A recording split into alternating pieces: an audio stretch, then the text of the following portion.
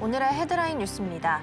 미국과 이란 간 긴장이 고조되고 사모신용시장 불안이 확산되면서 뉴욕 증시가 일제히 하락했습니다.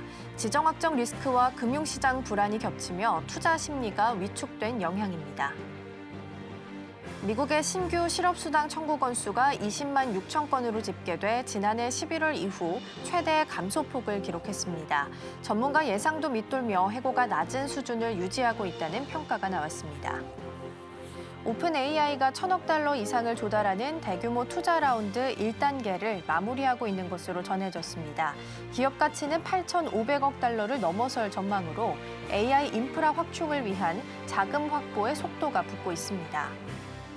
아마존이 월마트를 제치고 세계 매출 1위 기업에 올랐습니다. 월마트의 지난해 매출은 7,132억 달러로 아마존의 7,169억 달러에 못 미치며 13년 만에 1위 자리를 내줬습니다.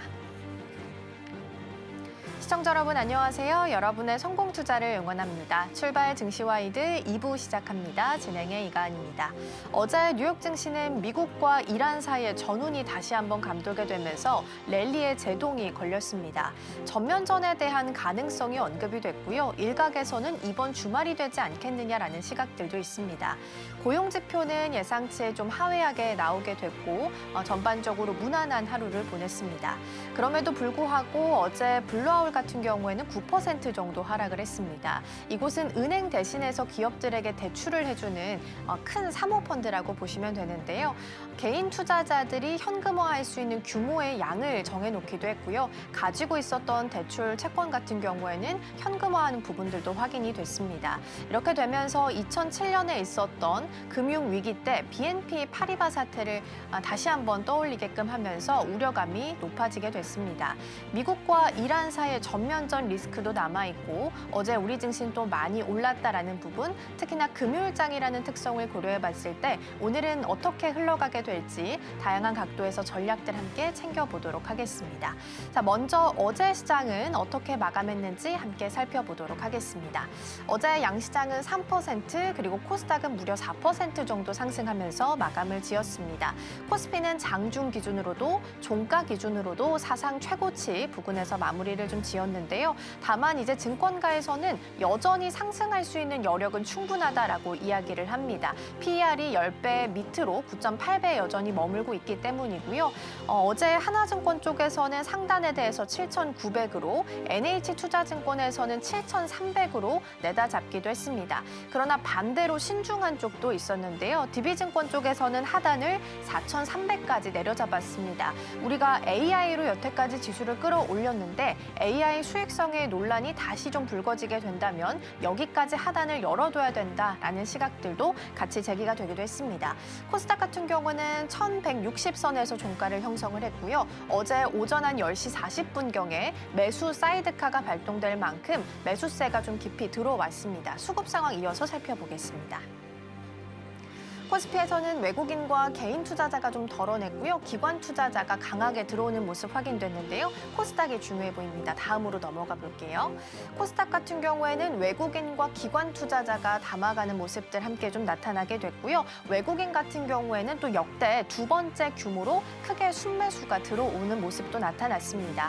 연휴 사이에 이재명 대통령의 SNS를 통해서 부동산에서 증시로 머니 무브를 확실히 이끌겠다라는 부분들이 확인이 됐고요. 그러면서 코스닥 정책들이 전반적으로 활성화되지 않겠느냐라는 기대감이 모아지게 됐습니다. 그리고 또 한 가지 체크할 부분은 어제 개인 투자자가 ETF를 상당히 많이 매수하면서 지수를 전반적으로 끌어갔다라는 부분인데요. 일단 개인 투자자가 ETF를 사게 되면 기관 쪽으로 양시장 모두 잡히게 됩니다. 그래서 어제 기관 투자자 그중에서도 금융투자 쪽에서 1조 6천억 정도 순매수가 좀 들어왔는데 이 중에서 코덱스랑 관련된 ETF 상품에만 1조 3천억 정도 순매수가 들어오면서 개인 투자자가 연휴 이후에 폼으로 눌려 있었던 부분들이 강하게 들어왔다라는 부분들도 함께 체크해 보셔야겠습니다. 자, 그럼 넘어가서 특징적인 종목 먼저 삼성전자 보겠습니다.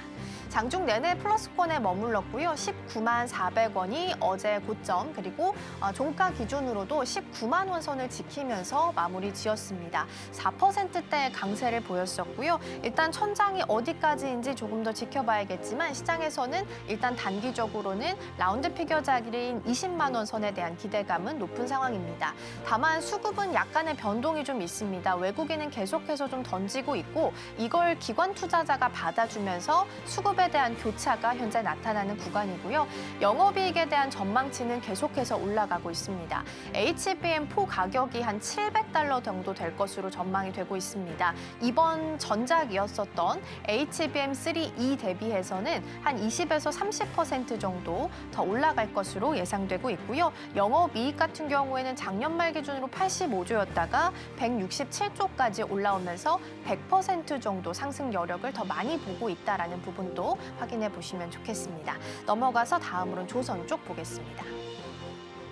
오랜만에 조선 쪽에서 고개를 들었습니다. 하나오션 같은 경우에는 8% 넘게 상승하면서 가장 강하게 또 움직임이 포착이 됐는데요. 하나오션은 기본적으로 3월에 있을 캐나다 잠수함에 대한 모멘텀이 추가로 좀 붙어주면서 다른 종목들 대비해서도 좀 더 강하게 움직임이 나타나기도 했습니다. 조선은 전반적으로 봤을 때 일본 쪽에서 대미 투자와 관련된 프로젝트 3건이 공개된 바가 가장 좀 영향이 컸습니다. 이렇게 되면 우리 시장에 우리나라에도 대미 투자에 대한 압박이 들어오게 될 거고 1호가 원전이 된다 하더라도 조선도 빼놓을 수 없기 때문에 이에 대한 기대감이 만들어지게 됐고요. 또 연휴 사이에 트럼프 대통령이 조선업에 대한 청사진을 내놓기도 했죠. 우리가 가장 눈여겨봤던 부분은 바로 브릿지 전략인데요. 일정 부분, 그러니까 초기 물량에 대해서는 소속 국가에서 건조할 수 있게끔 해주겠다라는 부분이 포함이 되어 있었습니다. 덕분에 이러한 부분들이 작용하면서 오랜만에 조선 쪽에서 고개를 드는 종목들이 확인이 됐는데요. 이제 중요한 건 연속성이겠죠. 바닥을 어느 정도 잡고 오래 쉬었던 만큼 다시 한번 추가적인 랠리가 가능할 수 있을지 지켜보셔도 좋겠습니다. 이제 지수에 대해서는 5,000P가 뉴 노멀이다라는 이야기가 나오고 있습니다. 이 시대에서는 어떤 전략을 세우면 좋을지 함께 고민해 보겠습니다. 지금까지 전일장 마감 시황 전해드렸습니다.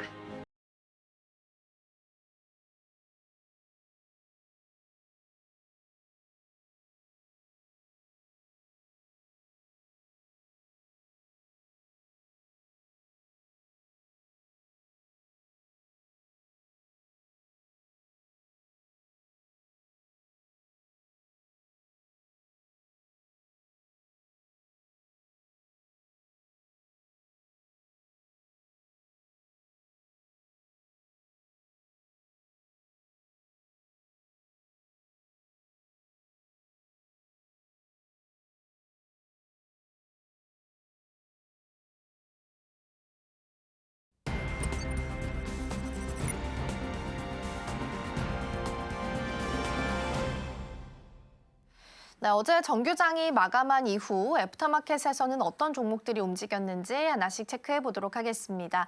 이정우 앵커 나와 계십니다. 어서 오세요. 안녕하세요. 네, 오늘 첫 번째 종목으로는 한화솔루션부터 살펴보도록 하겠습니다. 머스크의 한마디 속에 출발 랠리를 좀 시작을 했고 굉장히 오랫동안 좀 이어지고 있는 상황입니다. 주가가 지난 애프터마켓에서도 27% 넘게 상승을 했는데요. 자세한 상승 배경 먼저 짚어보겠습니다. 네, 우선 말씀해주신 대로 기존의 일론 머스크의 우주 프로젝트와 그리고 국내 연구진의 기술 개발이 어제는 동시에 호재로 작용했기 때문입니다. 최근 테슬라의 머스크 CEO가 우주에 인공지능 데이터 센터를 짓고 또 태양광으로 전력을 공급하겠다라는 구상을 밝히면서 관련된 많은 기업들이 주목을 받았죠. 우주에서는 24시간 태양광을 받을 수 있다 보니까 지상의 전력 부족 문제를 해결해줄 획기적인 대안으로 꼽히고 있습니다. 여기에 국내 연구진이 차세대 태양전지 소재인 페로브스카이트를 대량 생산할 수 있다는 기술을 개발했다는 소식이 어제 결정적인 주가 상승의 기폭제 역할을 해줬습니다.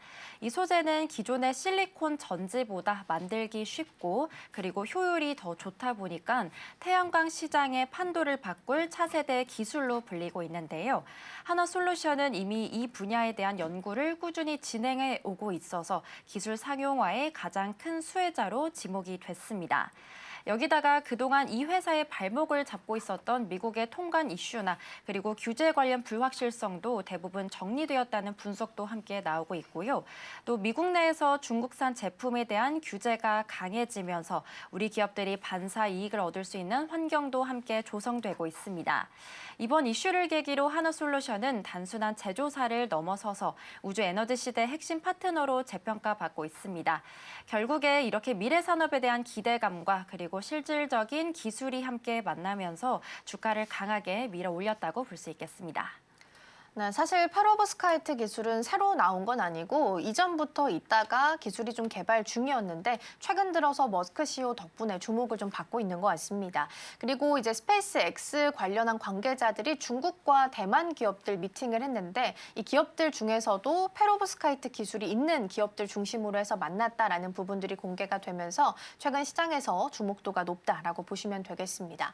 한화솔루션은 지금 이 페로브스카이트 기술을 적용한 텐덤셀을 좀 낼 것으로 예상이 되고 있는데 앞으로의 전망은 우리가 어떻게 살펴볼 수 있을까요? 네, 하나솔루션은 이제 전 세계에서 가장 까다로운 미국 시장에서 확실한 주도권을 좀 잡아가고 있는 상황이다라고 볼 수 있겠습니다. 2030년까지 미국에 지어지는 대규모 태양광 시설들은요, 이 세금 혜택을 받기 위해서 중국산이 아닌 제품을 써야 됩니다. 이런 상황 속에서 하나솔루션은 미국 현지에 대규모 생산 시설을 갖추고 있다 보니까 판매 가격을 높이면서도 점유율을 늘릴 수 있는 유리한 위치에 있는 건데요. 비유를 해보자면 남들이 팔기는 어려운 시장에서 혼자 물건값을 높이 받으면서 장사할 수 있는 구조가 만들어졌다라고 볼 수 있겠습니다. 앞으로 우리가 눈여겨볼 부분은 올해 상반기에서 하반기로 갈수록 점점 좋아지게 될 실적의 방향성에 있겠습니다. 게다가 인공지능 데이터 센터 때문에 전력 수요도 폭발적으로 늘고 있다 보니까 태양광 같은 친환경 에너지의 가치도 더 높아질 수밖에 없는데요. 전문가들은 현재 주가 수준도 앞으로의 이익 성장세를 고려한다면 여전히 오를 자리가 충분하다라고 분석하고 있습니다. 여기다가 또 인도네시아와 같은 새로운 원료 공급처를 확보해서 원가 경쟁력을 높인 것도 이러한 수익성 개선에 큰 도움이 될 전망으로 보입니다. 물론 글로벌 경기 상황에 따라 설치 수요가 잠시 주춤할 수는 있겠지만 큰 흐름 자체는 이미 정해졌고요. 또 이번 변화는 하나솔루션이 에너지 안보를 책임지는 글로벌 핵심 기업으로 우뚝 서가는 과정이라고 볼 수 있겠습니다. 결국에 탄탄한 미국 내에서 입지와 그리고 차세대 전지 기술력이 합쳐져서 회사의 중장기 가치도 꾸준히 높아질 것으로 해석되고 있습니다. 네, 우주 데이터 센터라는 새로운 용어가 또 머스크 입에서 나오게 되면서 사실 이러한 기술들이 주목을 좀 받고 있는 상황인데요. 아직까지는 기대감이죠. 그래서 추가적인 랠리가 있다 하더라도 변동성에 좀 주의해야 된다라는 부분 챙겨보시면 좋겠습니다. 다음으로 두 번째 종목인 삼천당 제약 보겠습니다. 어제 코스닥 시장에서 매수 사이드카가 들어올 만큼 강하게 지금 매수세가 좀 쏠리게 됐습니다. 코스닥 활성화 정책이 시행이 된다면 당연히 상단 종목들이 수혜를 받을 거다라는 생각들이 모아지게 되면서 일제히 불기둥을 좀 뿜었고요. 그중에 하나가 또 바로 삼천당 제약입니다. 애프터마켓에서 19% 넘게 상승을 했습니다. 자세한 내용 먼저 짚어보겠습니다. 우선 결론부터 말씀드리자면요. 황반변성 치료제 복제약인 바이오시밀러를 어제 중동 6개 국가에 추가로 공급하기로 발표했기 때문입니다. 삼천당 제약은 어제 사우디아라비아를 포함한 중동 지역 국가들의 이 자사의 신제품을 독점으로 판매할 수 있는 계약을 맺었다고 발표했습니다. 이는 지난번 캐나다 업체와 맺은 대규모 계약에 이은 연이은 성과입니다. 글로벌 시장 확장이 아직도 순조롭다라는 걸 증명해 준 셈인데요. 삼천당 제약이 만드는 이 약은 눈 질환 치료 분야에서 전 세계적으로 아주 많이 팔리는 약이다 보니까 시장성이 매우 큽니다. 이번 계약을 통해서 북미에 이어서 중동이라는 거대한 시장까지 확보를 하면서 안정적인 수익 기반을 마련하게 됐고요. 또 특히 약을 만드는 기술력이 세계적인 수준임을 다시 한번 인정받았다는 점에서 투자자들이 큰 점수를 주게 된 겁니다. 현재 주가도 함께 보시면 올해 초와 비교해 봤을 때 2배 넘게 뛰었을 정도로 상승세가 매우 가파른 상황입니다. 주식 거래량과 거래 대금도 폭발적으로 늘어나면서 바이오 업종 내에서도 가장 뜨거운 관심을 받고 있는 종목인데요. 회사 측은 미국과 유럽 등 다른 주요 지역에서도 계약 협상이 마무리 단계에 있다고 밝혀서 기대감을 더해줬습니다. 이번 이슈를 계기로 삼천당제약은 단순한 제약사를 넘어서 글로벌 바이오 기업으로 체급을 확실히 높여주고 있습니다. 결국에 독보적인 기술력이 이렇게 실제 수출 계약이라는 결과물로 이어지면서 주가 상승을 이끌어줬습니다. 네, 북미에 이어서 중동 시장까지 순항을 하고 있다라는 부분 좀 짚어주셨습니다. 삼천당 제약은 또 파이프라인도 좀 탄탄합니다. 그래서 향후에 중장기적인 전망은 우리가 어떻게 파악해 볼까요? 네, 삼천당제약은요, 이제 눈 질환 치료제를 넘어서 전 세계가 주목하고 있는 비만 치료제 그리고 당뇨 치료제 쪽에서도 주목을 받고 있습니다. 현재 입으로 먹는 비만 치료제 기술을 보유하고 있습니다. 최근 일본의 대형 제약사와 파트너십을 맺으면서 그 기술력을 입증하기도 했는데요.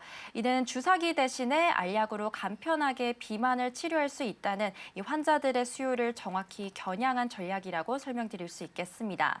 앞으로 우리가 기대할 부분은 올해 1분기 중에 발표될 미국과 유럽 등 주요 국가들과의 추가 계약 소식에 있습니다. 국가별로 제네릭, 즉 복제약 판매에 강점이 있는 상위 기업들과 손을 잡는다면 이런 수익은 더 극대화될 것으로 보이고 있고요. 또 증권가에서는 이 회사가 비만과 그리고 당뇨 테마를 이끄는 핵심 종목이 될 것으로 내다보면서 장밋빛 전망을 좀 내다주기도 했습니다. 실질적인 매출이 발생하는 시점이 다가올수록 이러한 기업 가치는 한 단계 더 점프할 가능성도 높아지고 있는데요. 다만 이 바이오 종목 특성상 이 각국 보건당국의 허가 절차가 예상보다 늦어질 수 있다는 점은 투자자가 좀 유의해야 될 것으로 보이고 있습니다. 하지만 이미 여러 국가에서 허가를 취득해서 판매 중이다 보니까 사업의 안정성은 어느 정도 확보된 상태고요. 또 이번 기회는 삼천당제약이 전 세계 시장에서 이렇게 한국 바이오의 위력을 다시 보여주는 중요한 전환점이 될 것으로 보이고 있습니다. 결국에 이렇게 탄탄한 기술 수출 실적 위에 이 비만 신약이라는 강력한 성장 동력까지 더해지면서 앞으로 주가는 더더욱 우상향 흐름을 이어갈 것으로 보이고 있습니다. 네, 제약 바이오도 또 오래 쉬었죠. 그래서 코스닥 상단주들이 일단은 어제 강하게 좀 불기둥을 뿜어줬기 때문에 추가적인 랠리가 가능할 수 있을지 좀 보시면 좋겠습니다. 특히 제약 바이오는 3, 4월에 학회 일정이 많이 있기 때문에 지금부터 주목도를 높여도 될지 함께 고민해 보셔도 좋겠습니다. 넘어가서 삼성 SDI 보겠습니다. 어제 이제 삼성 디스플레이 지분 매각 소식이 전해지면서 그 소식이 나오자마자 호가창이 굉장히 분주하게 움직였습니다. 삼성 SDI는 추가적으로 애프터마켓에서도 6% 정도 급등하는 모습이 나타났었는데 자세한 내용 먼저 짚어보겠습니다. 네, 말씀해주신 대로 삼성 SDI가 가지고 있던 삼성 디스플레이 지분을 팔아서요, 이 대규모 현금을 확보하겠다라고 발표한 점이 주가 상승에 강력한 동력이 돼줬습니다. 우선 자세하게 상황을 살펴보자면요, 삼성 SDI는 어제 이사회 보고를 통해서 보유 중인 삼성 디스플레이 지분 약 15%를 매각하는 방안을 추진하기로 했습니다. 이 지분의 가치는 시장에서 약 10조 원 안팎으로 평가받고 있는데요. 이는 회사 전체 시가총액의 3분의 1에 달하는 엄청난 규모입니다. 이렇게 마련한 현금은 앞으로 배터리 공장을 더 짓거나 아니면 미래 기술에 투자하는 데 쓸 예정이다 보니까 투자자들이 이에 환호한 겁니다. 특히 11조 원에 달하는 회사의 빚을 대부분 갚을 수 있는 금액이다 보니까 재무 상태도 더 깨끗해질 것이라는 기대감도 더해지게 됐고요. 또 최근 전기차 시장이 주춤하면서 실적이 비록 부진하기는 했지만 이번에 자산 매각으로 위기를 돌파해줄 마치 튼튼한 실탄을 확보하게 됐습니다. 영업해서 번 돈만으로 부족했던 투자금을 이렇게 자산 매각으로 채우면서 경영의 효율성을 높이겠다라는 의지를 보여주게 된 건데요. 현재 시장 상황은 삼성전자가 이 지분을 사들일 가능성이 높다고 보고 있어서 매각 절차도 빠르게 진행될 것으로 보이고 있습니다. 이번 이슈를 계기로 삼성 SDI는 이렇게 현금 흐름을 원활하게 만들어서 다시 한번 도약할 준비를 끝낸 모습을 보이고 있고요. 다시 정리해보자면 묵혀뒀던 자산의 가치를 현실화해서 이 회사의 기초 체력을 개선한 결과가 이번 주가의 상승 배경으로 작용이 됐습니다. 네, 현금을 유입하면서 재무 구조를 개선을 좀 시켜주고 추가적으로 투자를 할 수 있는 재원도 마련했다. 이러한 측면에서 두 마리 토끼를 다 잡았다라고 볼 수 좀 있을 것 같은데요. 삼성 SDI도 중장기적인 성장 전망은 그래도 증권가에서 요즘 좀 좋게 나오고 있는 것 같습니다. 이러한 내용들도 좀 살펴볼까요? 네, 맞습니다. 삼성 SDI는 이제 단순히 생산량만 늘리는 경쟁에서 벗어나서요. 이익을 내는 효율적인 성장에 더 집중을 하고 있는 모습을 보이고 있습니다. 최근에 전기차 수요가 예전만 하진 못하지만 대신에 ESS 시장이 빠르게 커지면서 새로운 기회가 열리고 있기 때문인데요. 특히 최근에는 북미 지역에서 ESS 쪽 매출이 크게 늘고 있다 보니까 전기차 분야의 부진을 메워주고 있습니다. 앞으로 우리가 주목해야 될 점은 27년 양산을 목표로 하고 있는 꿈의 배터리, 즉 전고체 배터리 기술의 완성도에 있겠습니다. 이 배터리는 화재 위험이 거의 없고 또 주행 거리는 훨씬 길다 보니까 차세대 로봇이나 프리미엄 자동차에 꼭 필요한 핵심 부품으로 떠오르고 있습니다. 전문가들은 투자 규모 대비 매출을 얼마나 잘 올리는지를 보여주는 이 효율성 지표에서 삼성 SDI가 경쟁사보다 더 앞서 있다고 평가하고 있고요. 또 이렇게 이번에 확보하게 된 10조 원의 현금이 이러한 차세대 기술 개발 쪽에 집중 투자를 하게 된다면 시장 지배력은 더욱더 공고해질 것으로 보이고 있습니다. 다만 미국 정부의 보조금 정책 변화나 또 전 세계적인 공급 과잉 우려는 여전히 우리가 지켜봐야 될 변수로 꼽히고 있습니다. 하지만 고가 제품 위주의 전략을 고수하면서 내실을 다져온 만큼 이런 외부의 흔들림에도 잘 버텨줄 것으로 보이고 있고요. 또 이번 자산 매각은 삼성 SDI가 글로벌 배터리 시장의 1등으로 올라서기 위한 승부수를 좀 내던졌다라고 볼 수 있겠습니다. 결국에 튼튼해진 재무 구조를 바탕으로 차별화된 기술력을 선보이면서 삼성 SDI 가치는 제자리를 찾아갈 것으로 보입니다. 네, 오늘 아침에 이제 하나증권에서도 리포트가 나왔습니다. 이제 3디플 지분을 매각을 했기 때문에 멀티플을 개선해서 목표가도 올려 잡아줬습니다. 46만 9천 원까지 잡혀있는 상황이고요. 어제 종가가 40만 8천 원이었다라는 부분도 챙겨보시면 좋겠습니다. 다음으로 넘어가서 하락한 종목도 하나 볼 텐데요. 신한지주입니다. 보험 계열사에 있어서 실적이 좀 부진하게 나오게 되면서 이러한 부분들이 발목을 잡은 것으로 보이는데요. 자세한 내용 먼저 짚어주시죠. 네, 맞습니다. 자회사인 보험사들의 성적이 생각보다 좋지는 못해서 이 전체 수익성에 대한 우려가 커졌기 때문입니다. 지난해 금융지주 계열 보험사들의 실적을 보면요. 대부분 예전보다는 돈을 적게 벌거나 또는 적자를 기록한 것으로 나타났습니다. 특히 신한지주의 손해보험 계열사의 이 적자 폭이 더 커지면서 지주사 전체 이익에 부담을 주게 됐습니다. 은행 부분은 사실 여전히 돈을 잘 벌고는 있지만 비은행 부분에서 이렇게 구멍이 생기다 보니까 투자자들이 아무래도 불안할 수밖에 없는 건데요. 최근 다른 금융지주들이 역대급 배당을 발표하면서 주가가 오르는 동안 신한지주는 상대적으로는 힘을 쓰진 못하고 있습니다. 쉽게 말해서 은행은 튼튼하게 버텨주고 있는데 보험이나 다른 계열사들이 수익을 깎아먹고 있는 상황이다라고 볼 수 있겠는데요. 여기다가 배당을 받기 위한 기준일 마저 지나다 보니까 이 추가로 주식을 사려는 유인도 줄어든 점이 하락의 원인으로 작용이 됐습니다. 현재 상황은 금융주 안에서도 주주 환원 정책과 계열사 실적에 따라서 이 투자자들의 선택이 냉정하게 엇갈리고 있습니다. 이번 이슈를 통해서 앞으로는 금융 지주들도 단순하게 은행 실적만 자랑하는 게 아니라요. 모든 계열사가 고르게 성장하고 있음을 보여줘야 될 것으로 보이는데요. 결국에 이렇게 비은행 부문의 실적 변동성이 커지면서 이제는 주가가 일시적으로 힘을 잃고 어제는 좀 조정을 받았다라고 해석해 볼 수 있겠습니다. 네, 이제 증권주가 특히나 또 많이 오른 상황이긴 합니다. 2월 말에서 3월 말 사이에 배당을 주는 또 기업들이 많기 때문에 다트 통해서 배당 낙일까지 함께 좀 확인해 보셔도 좋겠습니다. 넥스트 트레이딩은 여기서 마무리하겠습니다. 이정우 앵커 오늘 말씀 고맙습니다. 고맙습니다.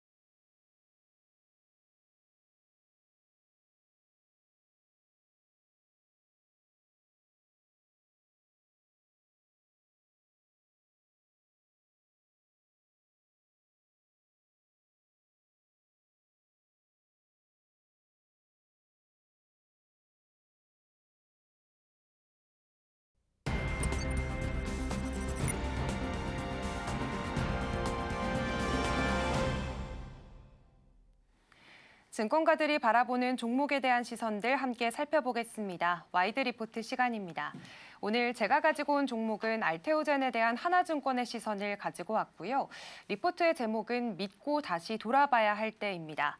사실 알테오젠은 이전에 키트루다 로열티 이슈로 인해서 주가가 한번 출렁였던 적이 있습니다. 이후에는 반등을 계속해서 시도해 나가고 있는 상황인데요. 우선 하나증권은 알테오젠 매수 유지 의견, 목표 주가는 기존 64만 원에서 58만 원으로 낮춰 잡는 모습들은 나타났습니다. 다만 그래도 핵심 메시지는 본업은 여전히 잘 해나가고 있다라는 건데 그렇다면 알테오젠의 본업부터 함께 살펴보도록 하겠습니다.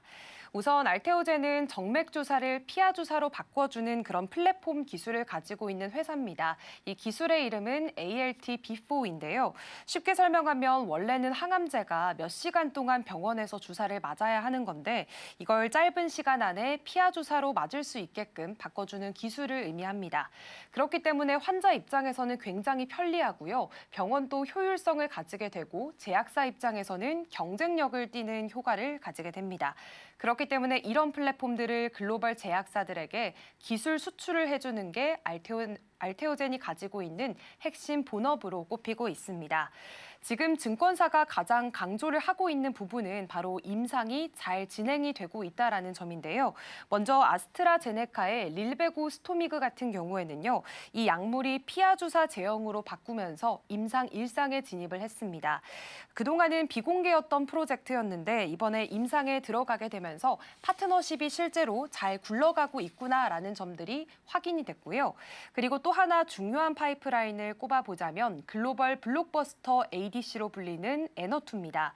이건 역시나 한국이나 일본, 미국이나 유럽 등에서 여러 지역에서 임상 1상들이 순조롭게 진행이 되고 있습니다. 안전성에 대한 문제가 없이 순조롭게 진행이 되고 있다는 점에서 시장에서는 지금 ALT-B4에 대한 기술력들이 여러 곳곳에서 잘 진행이 되고 있다는 부분들이 확인이 되고 있습니다. 그리고 또 하나는 GSK의 면역 항암제인 젠퍼리 SC 제형인데요. 이건 역시나 올해 안에 임상 진입을 목표로 하고 있는 상황입니다. 결국에 정리를 해보자면 알테오젠이 본업으로 꼽고 있는 ALT-B4가 글로벌 빅파마들과의 여러 프로젝트에서 동시에 움직이고 있고 이게 또 실제로 적용이 되면서 진행이 되고 있다는 점에서 증권가들은 긍정적인 시선을 보내고 있습니다.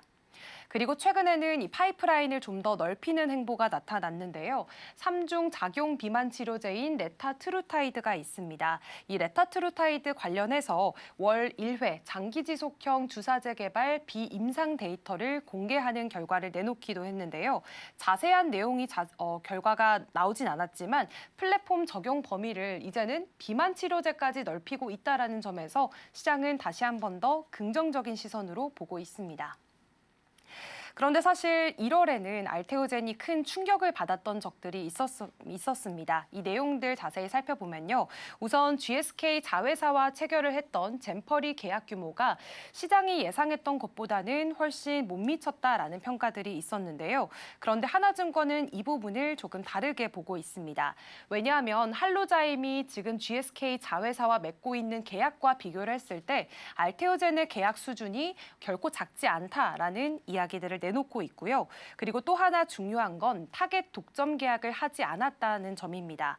만약에 이걸 독점으로 묻게 된다면 다른 글로벌 제약사들과의 계약은 어려웠을 수도 있다는 건데 알테오젠은 타겟 독점 계약을 하지 않으면서 그래도 전략적인 모습들을 띠고 있다는 점들이 일부 긍정적인 시선들 나오고 있습니다.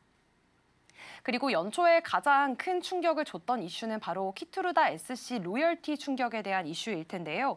당시에 키트루다 SC의 로열티율이 2% 안팎에 미치는 것으로 좀 나타나게 되면서 시장이 기대했던 로열티율보다는 훨씬 못 미치는 결과를 내놓게 됐습니다. 그렇다 보니 시장에서는 실망 매물이 흘러나오기도 했는데요. 그래서 당시에 25조 7천억 원 정도였던 시총이 한 5조 원 정도 감소하기도 했습니다. 그렇기 때문에 증권가에서는 알테오젠은 이 부분에 대해서 지금의 주가가 이미 이때 당시의 충격을 상당 부분 흡수하고 있기 때문에 더 이상의 악재는 없을 것이다라고 판단을 하고 있는 상황이고요. 오히려 올해는 좀 더 상반기에 기대되고 있는 포인트들이 함께 등장을 하고 있습니다.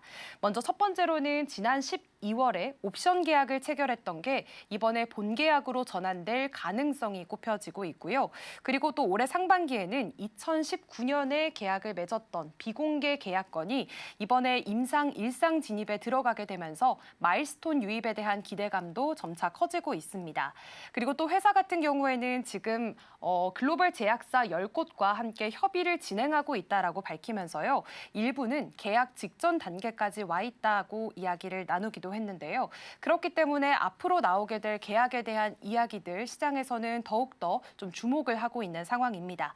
또 알테오젠의 경우에는 올해 코스피 이전 상장을 추진을 하고 있는 상황이기 때문에 만약에 코스피로 이전이 된다면 유동성적인 측면에서 수급이 더욱더 들어올 수 있지 않을까 하는 기대감도 주주들 사이에서는 함께 등장을 하고 있는 상황인데요. 결국에 하나증권의 의견을 다시 살펴보면 한번 1월 달에 큰 출렁임은 있긴 했지만 그래도 본업 자체가 여전히 잘하고 있기 때문에 매수는 유지하자라는 의견을 내놓긴 했지만요. 기존에 제시했던 주가보다는 좀 낮춰 잡아서 58만 원을 제시했다는 점 확인을 해드리겠습니다. 그렇다면 어제장의 알테오젠 주가 흐름 함께 살펴보겠습니다. 어제 알테오젠은 7.72% 오르면서 41만 1,500원 선에서 거래를 마쳤습니다. 40만 원 선 다시 회복하는 움직임이 나타났는데요. 알테오젠은 지금 1월 달에 있었던 급락분을 좀 회복하는 구간에 들어서게 됐습니다. 임상과 계약들이 정상적으로 진행 중인 과정이고요. 앞서서 살펴봤던 키투루다 로열티 충격에 대한 이슈들은 주가가 상당 부분 반영이 된 상태이기 때문에 앞으로 실제로 올해 상반기에 앞서 살펴봤던 기대 요인들이 가시적인 결과가 나오게 되는지 이 부분들 잘 짚어보시길 바랍니다.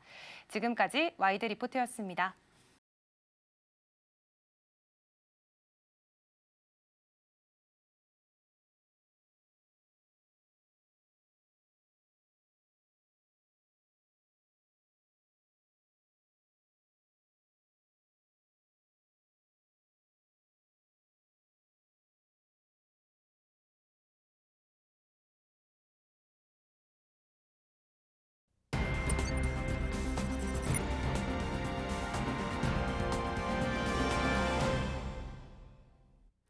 네, 시시각각 변하는 시장 흐름, 서울경제는 어떤 뉴스에 주목하고 있을까요? 이 시각 서울경제로 이어가겠습니다. 이정호 앵커 나와 계십니다. 어서 오세요. 안녕하세요.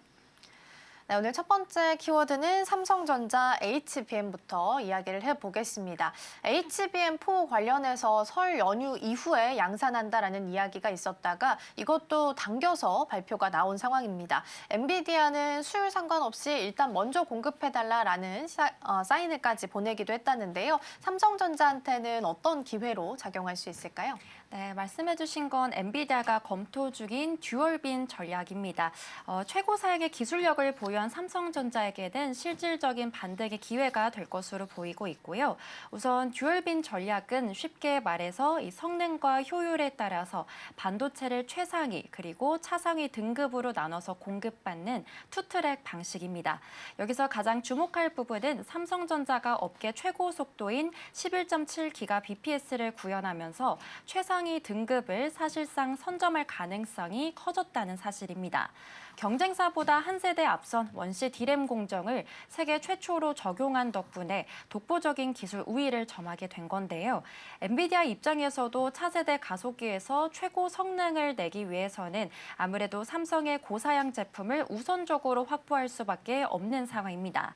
이런 공급체계 변화는 삼성의 HBM 물량 확대로 이어지면서 시장 주도권을 다시 가져오는 결정적인 계기가 될 것으로 보이는데요. 제품 가격 역시 기존 제품보다 20% 이상 비싼 $700 선에서 협의가 진행 중이다 보니까 이 수익성 개선 측에서도 큰 힘이 실리고 있습니다. 여기다가 삼성은 로직과 패키징까지 직접 처리하는 통합 솔루션을 통해서 고객사의 요구에 가장 민첩하게 또 대응을 해주고 있는데요. 결국에 기술력 하나로 이런 엔비디아의 까다로운 기준을 뚫어낸 게 이번 수주 기대감의 핵심 배경이라고 볼 수 있겠습니다.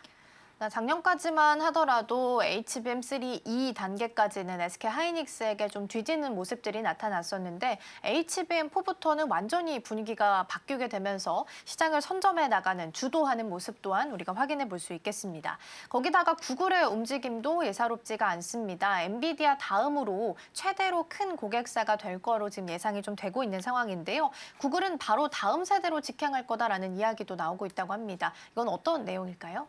네, 우선 올해 구글이 HBM 시장 수요의 30%를 차지하는 큰 손으로 부상을 하면서요. 시장 판도가 급격하게 바뀌고 있습니다. 구글이 6세대를 건너뛰고 7세대 제품인 HBM4 2로 직행하기로 하면서 삼성전자는 HBM4부터 선제 도입했던 원시 공정의 성능 우위를 7세대까지 이어가겠다라는 구상을 좀 세우고 있는데요. 이에 맞서서 SK하이닉스는 현재 수율이 안정적인 원비 공정으로 실익을 챙긴 뒤에 7세대부터 본격적으로 원시 공정 수율을 극대화해서 승부수를 띄울 전략을 좀 구상하고 있습니다. 삼성은 이에 설계와 파운드리 기술을 모두 내재화한 통합 솔루션을 통해서요. 구글의 까다로운 맞춤형 요구에 발빠르게 대응하면서 현재 핵심 파트너의 지위를 공고히 하고 있습니다. 당장은 기존 공급망의 안정성이 중요하겠지만요. 장기적으로 봤을 때 고성능 제품 비중이 커질수록 원시 기술력을 앞세운 삼성의 영향력이 더 확대될 거다라는 해석이 나오고 있습니다. 이미 두 기업 모두 하반기 샘플 공급을 목표로 개발 일정을 앞당기는 등 7세대 시장 선점에 전사적인 고삐를 죄고 있는 상황이고요. 또한 이런 구글의 대규모 주문량이 수익 성장에 결정적인 기여를 할 것으로 보이다 보니까 삼성의 점유율 반등 여부에도 시장의 이목이 쏠리고 있습니다. 결과적으로 이런 성능 차별화를 위해서 최상위 메모리를 공격적으로 탑재하려는 빅테크들의 이런 기조가 우리 기업들에게는 실적 성장의 기회가 될 것으로 보고 있습니다. 네, HBM4 시장에 있어서 이제는 양산 속도전이 문제가 아니라 기술력의 싸움으로 다시 한번 좀 돌입한 모습입니다. 두 기업은 일단 반도체 투톱은 서로 다른 공정을 택하고 있는 상황입니다. 삼성전자가 1C 그리고 SK하이닉스가 1B 공정 그대로 좀 사용하고 있는 상황인데 장기적으로는 어떤 쪽이 조금 더 유리할 수 있게 될까요? 네, 맞습니다. 우선 삼성전자는 최첨단 1C 공정, 그리고 SK하이닉스는 안정적인 1B 공정 쪽에 집중을 하면서요. 엔비디아 공급망 내에서는 서로 다른 전략적인 차이를 보여주고 있습니다. 단기적으로는 수율이 높은 기존 업체가 유리할 순 있지만 이 엔비디아가 최고 스펙을 선호하면서 아무래도 삼성의 고성능 제품이 먼저 채택될 가능성이 커진 상황이고요. 삼성은 이미 HBM의 두뇌 역할을 하고 있는 로직 다이의 이 파운드리 기술을 결합하면서 데이터 병목 현상을 완벽하게 해결하는 데 성공했습니다. 이런 통합 솔루션 역량은 맞춤형 수요가 폭발하고 있는 이 7세대 시장에서 삼성을 독보적인 위치에 올려줄 것으로 보이고 있고요. 또 향후 일시 수율이 안정화되는 시점에는 대규모 물량 공세를 통해서 가파른 점유율 상승도 기대해 볼 수 있을 것 같습니다.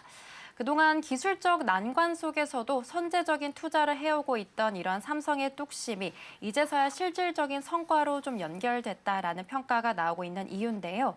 결과적으로 이번 기술 대결은 삼성의 HBM 주도권을 탈환하고 또 반도체 제2의 전성기를 여는 중요한 분기점이 될 것으로 보고 있습니다. 시장에서도 이렇게 비메모리와 또 메모리의 통합 시너지가 실적으로 증명될 날을 설레는 마음으로 기다리고 있습니다. 네, 삼성전자의 HBM4와 관련한 내용들 먼저 체크해봤고요. 이어서 MLCC 쪽도 좀 같이 보도록 하겠습니다. 어제 삼성전기가 굉장히 강하게 움직임이 좀 나오기도 했었죠. 무라타 쪽에서 가격을 인상한다라고 이야기를 꺼내놓자 삼성전기도 같이 수혜를 좀 받지 않겠느냐라는 기대감이 모아지게 된 겁니다. 이제 부품단까지 랠리가 이어지는 건지 현재 상황 먼저 살펴볼까요? 네, 우선 메모리 반도체 중심의 AI 슈퍼 사이클이 이제는 말씀해주신 대로 전기전자 부품 전반으로 펼치게 되는 일명 2차 AI 사이클이 본격화되고 있습니다. 세계 1위 기업인 일본 무라타 제작소가 가격 인상을 검토를 하면서 그동안 가격 협상에서 불리했던 부품사들이 주도권을 다시 가져오고 있는 건데요. 현재 삼성전기와 MLCC 시장 상황을 하나씩 살펴보겠습니다. 우선은 수요와 공급의 불균형입니다. AI 서버 한 대에는 일반 서버보다 10배 이상 많은 약 3만 개 이상의 고사양 MLCC가 탑재가 되면서 수요가 폭발적으로 늘어나고 있습니다. 하지만 고성능 부품을 안정적으로 대량 생산할 수 있는 업체는 극소수에 불과하다 보니까 이렇게 공급이 수요를 따라가지 못하고 있는 실정이고요. 두 번째로는 공장 풀가동 체제입니다. 삼성전기 컴포넌트 사업부의 가동률은 작년 3분기 기준으로 99%를 기록하면서 사실상 생산 라인에 더 이상 여유가 없는 포화 상태에 이르게 됐습니다. 이런 높은 가동률은 삼성전기가 저수익 범용 제품 대신에 고수익 인공지능용 제품에만 집중할 수 있는 선별적인 수주 환경을 조성하게 됐고요. 세 번째로는 이를 통한 실적 반등입니다. 앞서 말씀드린 것처럼 글로벌 1위 업체의 가격 인상이 이렇게 삼성전기에도 수익성 개선의 트리거가 됐습니다. 그러면서 하반기 마진 개선폭을 크게 키워줄 것으로 보이고 있고요. 또 여기다가 시장은 이미 작년 말부터 가격 하락세가 멈추고 반등하는 흐름을 포착하면서 삼성전기의 목표 주가도 잇따라 상향 조정하고 있습니다. 결국에 이 흐름은 저마진 스마트폰 사업에서 벗어나서 이제는 고마진의 데이터 센터와 전장 중심으로 체질을 바꾸는 과정이 있다라고 볼 수 있겠습니다. 네, 그리고 또 한 가지 눈여겨볼 부분은 삼성전기의 공장 가동률입니다. 거의 사실상 한계치에 도달할 만큼이다라는 이야기가 들리고 있어서 앞으로 가격 협상력에 있어서도 더 중요한 고점을 차지하지 않겠느냐라고 이야기가 나오고 있는 상황인데요. 향후 전망 어떻게 좀 해보면 좋을까요? 네, 맞습니다. 삼성전기는 현재 AI 서버용 제품 중심으로 공장을 풀 가동하면서요. 마치 슈퍼을의 위치를 더 굳혀나가고 있습니다. 1, 2년 전만 했을 때도 60%대에 머물던 가동률이 단기간에 이렇게 한계치까지 올라오게 된 거는요. 부품 업계에 찾아온 이례적인 호황을 상징하게 되는데요. 이런 풀가동 상태는 삼성전기가 저수익 물량 대신에 고부가 가치 AI 제품에만 집중할 수 있는 최적의 환경을 만들어줬습니다. 특히 AI 서버 한 대에 들어가는 MLCC가 일반 서버보다 10배 이상 많다 보니까 제품의 양과 질이 모두 개선되는 효과를 톡톡히 누리고 있는 건데요. 이렇게 기술 장벽이 높은 고사양 제품 위주로 시장이 재편이 되다 보니까 삼성전기의 기술적 가치와 가격 협상력은 과거와 비교할 수 없을 정도로 높아졌습니다. 실제로 이러한 공급 부족 상황을 활용해서 20에서 30% 수준의 가격 인상까지 단행을 하면서요. 이 수익성을 극대화하려는 공격적인 행보도 함께 보여주고 있습니다. 이렇게 늘어난 이익은 다시 첨단 공정과 또 시설 확충 쪽에 투자가 되면서요. 경쟁사와의 격차를 벌리는 확실한 동력이 될 것으로 보이고 있고요. 결국에 증권가도 이렇게 삼성전기의 영업이익이 조 단위로 회복될 가능성까지 높게 점치면서 기업 가치 재평가에 힘을 실어주고 있습니다. 네, 그러다 보니까 이제 필리핀에도 대규모로 새롭게 좀 신공장을 짓는다라는 소식도 있는 상황인데요. 앞으로 이제 점유율 확대를 위해서는 더 많은 활동들이 좀 필요하겠지만 구체적인 전략은 어떻게 좀 짜고 있을까요? 네, 삼성전기는 필리핀 신공장 증설을 통해서요. 글로벌 1위인 무라타를 추격하겠다라는 전략을 세우고 있겠습니다. 그러면서 시장 판도를 뒤흔들겠다라는 구상을 사고 있는 건데요. 필리핀 라구나주에 약 1조 2,300억 원을 투입해서 제3공장을 착공하면서 고부가 가치 제품 생산의 전초 기지를 구축하고 있습니다. 이번 증설은 2011년 이후에 최대의 규모입니다. 그동안 생산 병목에 막혀서 대응하지 못했던 글로벌 빅테크들의 이 대기 수요를 흡수하기 위한 포석으로 해석이 되고 있고요. 이렇게 신규 라인이 본격 가동이 된다면 삼성전기의 글로벌 점유율은 현재 25% 선을 넘어서서 1위 업체와의 격차를 획기적으로 더 줄여나갈 전망으로 보이고 있습니다.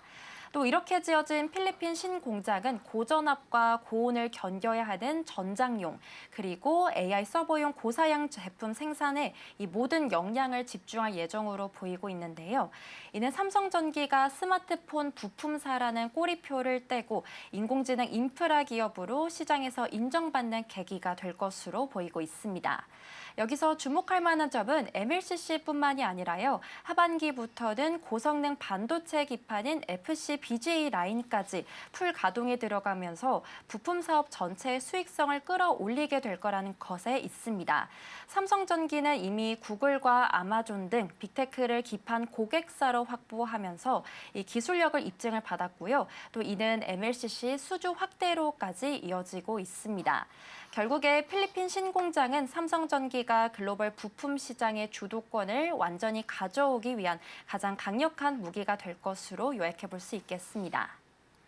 네, 이전에 디램 메모리 값이 상승하면서 삼성전자랑 SK하이닉스의 주가를 좀 끌어올렸던 기억이 있으실 겁니다. 그렇기 때문에 MLCC에 대한 가격도 올라가게 되면 삼성전기의 주가도 잘 가지 않겠느냐라는 게 어제 만들어졌었던 내러티브였고요. 일단 오늘 넥스트 트레이드 기준으로 봤을 때는 살짝 좀 내려와 있긴 합니다. 0.84% 정도 약보합인데 어제 워낙 좀 강하게 상승을 했기 때문에 어제 상승분을 모두 돌리지는 않은 상황이고요. 추가적으로 더 상방종으로 올라 줄 수 있을지 체크해 보셔도 좋겠습니다.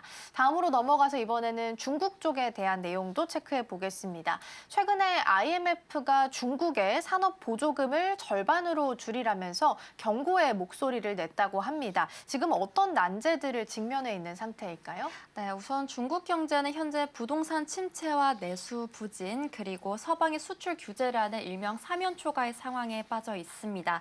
말씀해주신 IMF의 권고는 쉽게 말해서 이 중국 정부가 특정 기업들에 주는 막대한 보조금을 줄여서 이 글로벌 자원 배분의 왜곡을 막으라는 경고인데요.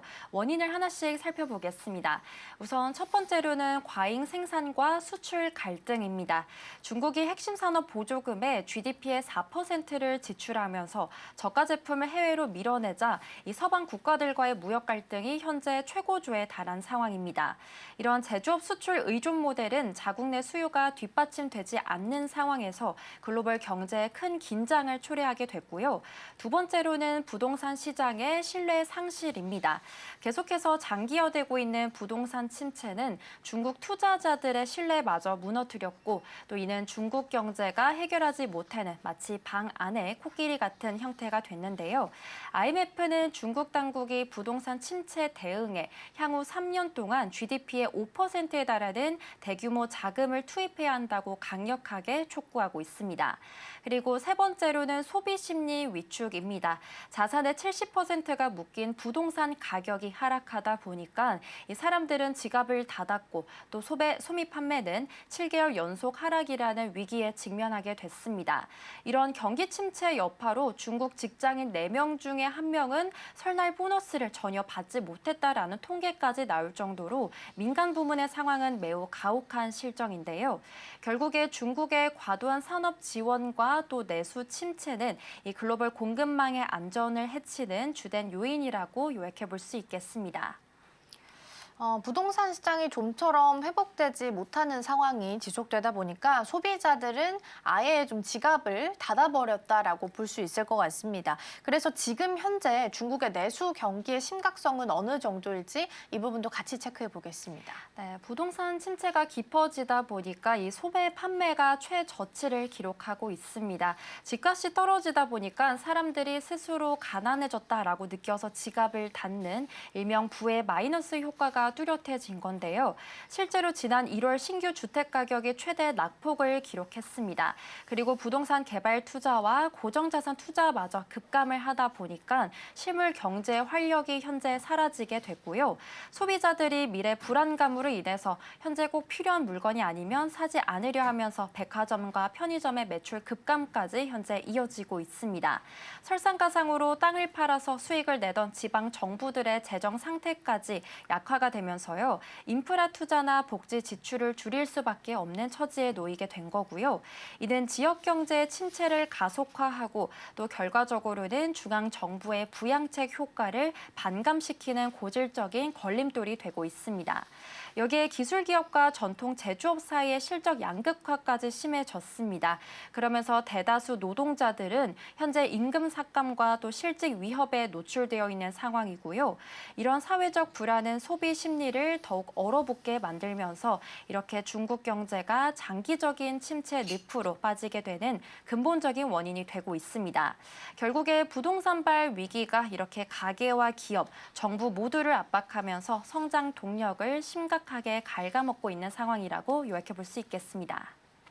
네, 이런 상황 속에서 다음 달 중국에서는 양회라는 중요한 일정을 앞두고 있는 상황입니다. 여기서 이제 경제 성장 목표치가 발표가 되는데 그동안 5%를 굉장히 고집을 해왔었거든요. 근데 올해는 이걸 좀 낮춰잡지 않겠느냐라는 시각들이 제시가 되고 있습니다. 향후 전망은 어떻게 살펴보면 좋을까요? 네, 맞습니다. 중국 정부가 올해 경제 성장률 목표치를 기존의 5%보다 낮은 4% 중반으로 하향 조정할 가능성이 현재 매우 높아졌습니다. 성장률 하락은 쉽게 말해서 이 중국 경제가 처한 대내외적인 환경이 예전만큼 장밋빛은 아니다라는 점을 공식적으로 인정해 준 건데요. 자세한 상황을 짚어보겠습니다. 우선 첫 번째로는 지방 정부의 보수적인 기조입니다.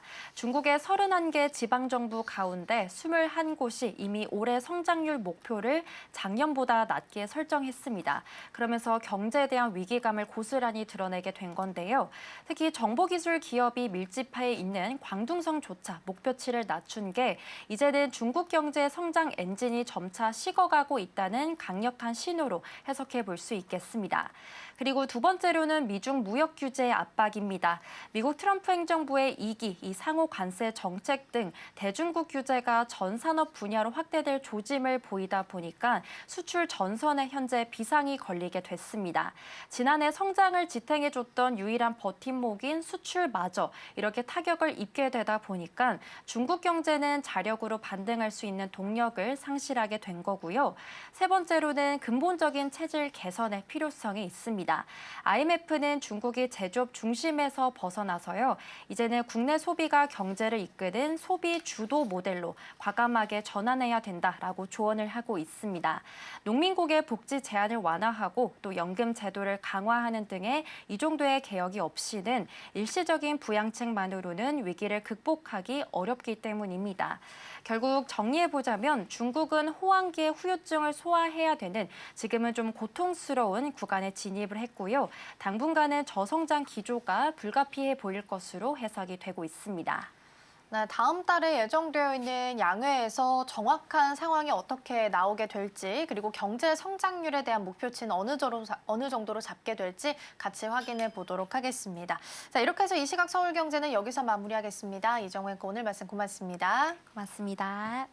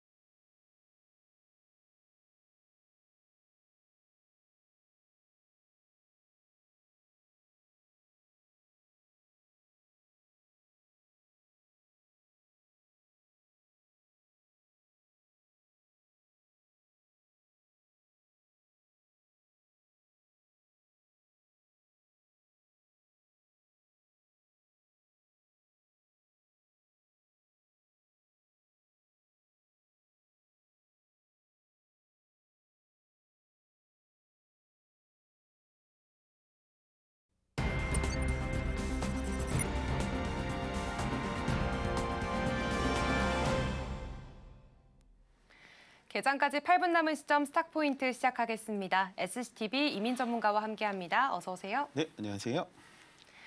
네, 간밤 뉴욕 증시 3대 지수는 하락으로 마감을 했습니다.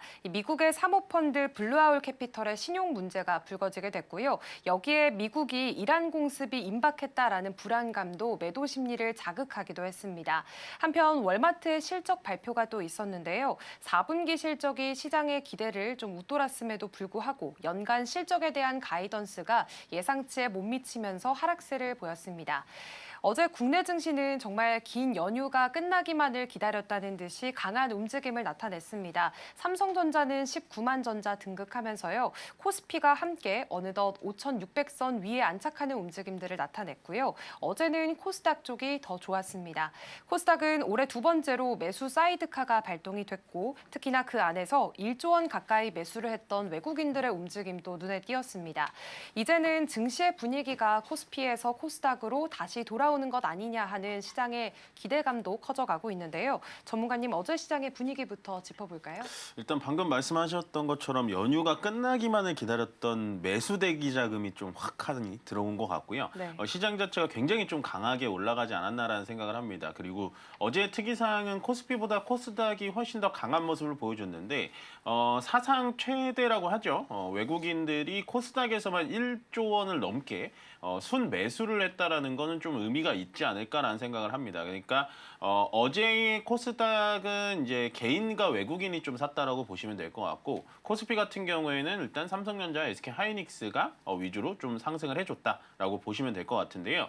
일단은 이제 전체적인 패시브 자금이라고 불리는 ETF 자금들이 기관의 금융 투자를 타고 지금 들어오는 상황이기 때문에 전체적으로 시장은 돈의 힘으로 계속해서 올라가고 있다라고 보시면 됩니다. 오늘은 일단은 시장 자체는 초반에는 조금은 무거워질 수 있어요. 아무래도 미국과 이란 간의 지정학적 리스크가 시장에 어느 정도 반영이 되고 거기에 따라서 뭐 미국의 블루아웃이라든지 미국 시장이 썩 좋은 분위기로 끝나진 않았기 때문에 우리나라 시장도 오전에는 조금 밀릴 수는 있겠지만 오전에 밀릴 때 절대로 겁먹지 마시고요. 일단은 9시 반 그리고 10시까지는 시장을 차분히 지켜보신 다음에 천천히 대응하셔도 된다. 10시까지는 급하게 대응하지 말자라고 말씀드리겠습니다. 네, 10시까지는 급하게 대응하지 말자라는 말씀해 주셨고 여전히 시장은 돈의 힘으로 움직이고 있는 것 같습니다. 간밤 뉴욕 증시 하락에도 불구하고 지금 호가상으로 코스피는 0.5% 오를 것으로 예상이 되면서 5,710포인트 선에서 움직임 예상이 되고 있고요. 코스닥도 0.14% 오르면서 1,162포인트 선에서 출발 대기하고 있습니다. 사실 어제 삼성전자가 또 19만 전자에 올라갔다 보니까 이제는 많은 분들이 상단이 어디까지 열려 있는지가 좀 궁금할 것 같습니다. 전략을 좀 새롭게 세워봐야 되지 않을까 싶은데 그동안에 조정이 나오면 매수를 하자의 관점이었는데 조정이 안 나와요. 이럴 땐 어떻게 해야 될까요? 조정 나올 때까지 기다려야죠. 너무 이렇게 급하게 따라붙으실 필요는 없을 것 같아요. 뭐 예를 들어서 뭐 이 지정학적 리스크가 다음 주까지 길게 이어진다. 그러면 아무리 삼성전자가 실적이 잘 나온다고 해도 조정이 나올 겁니다. 그때부터 매수를 진행하시면 될 것 같고요. 저는 뭐 여전히 반도체에 대해서는 여러분들 포트에 30% 이상을 가져가야 된다라고 생각을 하고 내가 만약에 삼성전자와 SK하이닉스가 없으면 그 두 종목 중에 한 종목을 고르시는 게 맞고요. 나는 근데 삼성전자, SK하이닉스를 있는데 반도체 소부장 쪽을 보고 싶다. 그런 분들도 사셔도 맞습니다. 다만 이런 분들은 조심하셔야 돼요. 삼성전자, 하이닉스도 있지도 않은 상태에서 반도체 소부장부터 나는 공략을 해보겠다라는 건 어떻게 본다면은 좀 앞뒤가 맞진 않는 거죠. 그렇기 때문에 지금 저는 여전히 우리나라 반도체 투톱인 삼성전자, SK하이닉스는 긍정적으로 보고 있으니까 만약에 눌림목을 준다라고 생각을 하신다면 그 두 종목부터 사셔라라고 말씀드리겠습니다. 네, 지금 현재 구간에서 삼성전자는 0.26% 오르고 있고요. SK하이닉스는 반대로 0.3% 약보합권의 움직임 보여주고 있습니다. 사실 반도체가 포트 안에서 비중 30% 정도는 가져가자라는 말씀을 꾸준히 해주셨기 때문에 반도체 투탑은 꼭 담아가야 할 필수 종목이 된 것 같습니다. 그렇다면 조선으로 넘어가서 사실 미국 쪽에서는 이제 마스가 청사진을 공개를 했습니다. 그렇다 보니까 어제 해양 행동 계획의 내용에 따라서 조선주들의 움직임도 좀 좋았는데 사실 그동안 시세의 연속성이 좀 아쉬웠습니다. 이번 이슈가 연속성을 좀 길게 가져갈 수 있을까요? 뭐 이게 연속성이 어디까지 있을지는 아무도 몰라요. 근데 여기서 우리가 또 하나 느낄 필요가 있죠. 조선주 뭐 이런 것들은 다 관심이 없었죠. 한 달 동안 답답해하면서 관심이 없었는데 사실은 그때부터 모아가셨던 분들이 오늘 또 수익을 보는 거예요. 그러니까 주식이라는 거는 반도체 지금 정말 방송에서 많은 반도체 얘기를 하고 있습니다만 그 반도체를 지금 내가 비중이 꽉 차 있는데 더 사자는 얘기가 아니고요. 눌러줄 때마다 사야 되고 그다음에 남들이 관심이 없을 때 항상 사서 모아 가셔야 된다라는 거죠. 그런 거를 항상 몸으로 체득을 하셨으면 좋겠어요. 그래서 조선이 지금 간다고 해서 이제라도 살까? 이거는 안 됩니다. 그러니까 조선 업황이 나빠서 그렇다라는 게 아니라요. 남들이 관심이 너무 많이 가질 때는 급하게 따라갈 필요가 없다라는 거예요. 왜냐하면 주식시장이라는 건 내일도 열리고 다음 주도 열리고 테마라는 건 언제나 돌아가기 때문에 조금 차분하게 매수를 진행하셨으면 좋겠다라는 생각을 해요. 제가 왜 이렇게 자꾸 급브레이크 받는 얘기를 많이 하냐면 시장이 지금 5,700포인트 가고 코스닥이 어제만 해도 4% 올라가고 이렇게 급하게 올라가다 보니까 현재 시장에서 굉장히 급하게 들어오려는 자금들이 보여요. 뭐 이게 본인 돈이 아니고 뭐 신용을 끌어서라도 남들 버니까 나도 빠르게 벌어야 돼라는 심리가 시장에 정말로 지금 많이 팽배하게 깔려 있는데 오히려 이럴 때일수록 조금 차분하게 보셔야 된다라는 생각을 하고요. 저는 조선 쪽에 대해서는 여전히 긍정적인 뷰를 드리고 싶습니다. 다만 어제 급등을 했고 오늘도 추가적인 상승이 나올 수 있을 가능성이 높은데 그거를 급하게 따라가지 마시고요. 조선주가 한 달 전에 그리고 2달 전에 어떤 모습을 보였는지 남들이 관심이 없을 때 차분하게 주가가 밑으로 바닥을 기고 있을 때 어느 정도 눌림목이 왔을 때 접근하시는 게 훨씬 더 좋다라고 정리해 드리겠습니다. 네, 오늘처럼 올라갈 때 조선업은 급하게 따라붙지 말자라는 말씀해 주셨고 오늘 또 하나오션 필두로 해서 조선주들 1% 넘게 올라가고 있습니다. 그렇다면 사실 하나오션이 어제도 많이 올랐고 오늘 또 추가적인 상승세 보여줄 것으로 보이는데 캐나다 잠수함 이슈까지 좀 붙게 된다면 지금 자리에서 조금 더 이상의 주가 퍼포먼스 기대해봐도 괜찮을까요? 일단 잠수함 수주가 이제 되게 금액이 크잖아요. 네. 그게 60조로 알고 있는데 만약에 잠수함 수주까지 들어온다라고 하면 하나오션은 사상 최고가를 가지 않을까라는 생각을 해요. 그래서 조선 쪽에 대해서 뭐 꼭 잠수함 때문에 하나오션을 사자라는 의견보다는 일단은 그런 모멘텀도 있으니까 가져가시는 게 좋고요. 오히려 이제 캐나다 잠수함 자체를 좀 역으로 이용해 보시는 것도 좋습니다. 조선주가 좋다라고 생각을 하시면 만약에 그러면 안 되겠지만 캐나다 잠수함 수주권이 실패됐다, 독일한테 뺏겼다라고 하면 하나오션 같은 종목들이 큰 폭으로 빠질 거거든요. 오히려 그때 매수 타점을 노려보자라고 말씀드리겠습니다.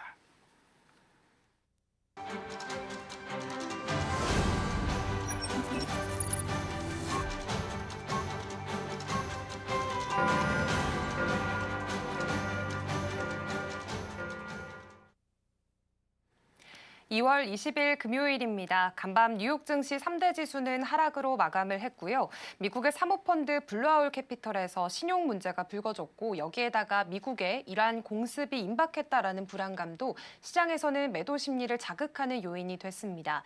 한편 어제 월마트 실적 발표가 있었는데요. 4분기 실적이 시장의 기대를 웃돌았음에도 불구하고 지금 연간 실적 가이던스가 예상에 못 미치게 되면서 하락세를 보이게 됐습니다.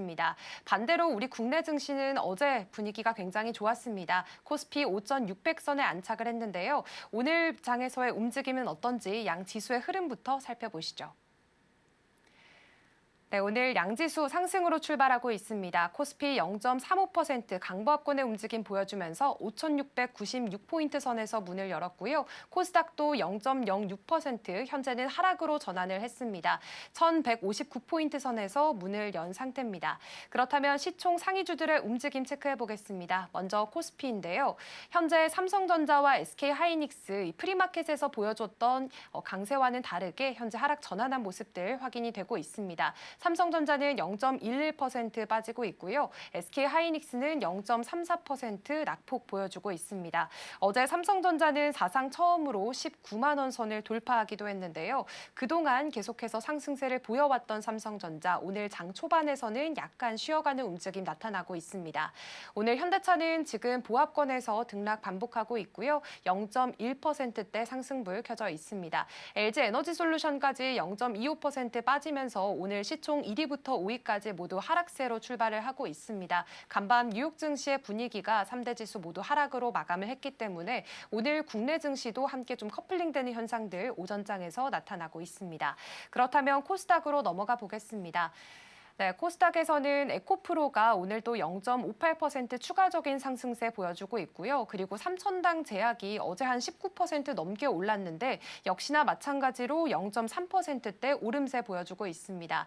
하지만 반대로 에코프로 그룹주 내에서 에코프로 BM도 지금 강보합권으로 전환한 모습들 확인이 되고 있고 알테오젠 같은 경우에는 1% 가까이 좀 빠집니다. 레인보우 로보틱스도 약보합권에서 움직임 출발하고 있습니다. 그렇다면 오전장 수급 상황도 체크해 보겠습니다. 먼저 코스피 쪽에서 개인의 나홀로 사자세가 좀 돋보이고 있고요. 외국인과 기관은 현재 구간에서는 좀 매도세 나타내고 있습니다. 그렇다면 코스닥으로 넘어가 볼까요? 네, 코스닥도 마찬가지로 어제는 1조 원 가까이 들어왔던 외국인의 매수 자금들이 오늘은 매도로 약간 바뀐 모습들이 나타나고 있고요. 기관도 함께 팔아치우고 있습니다.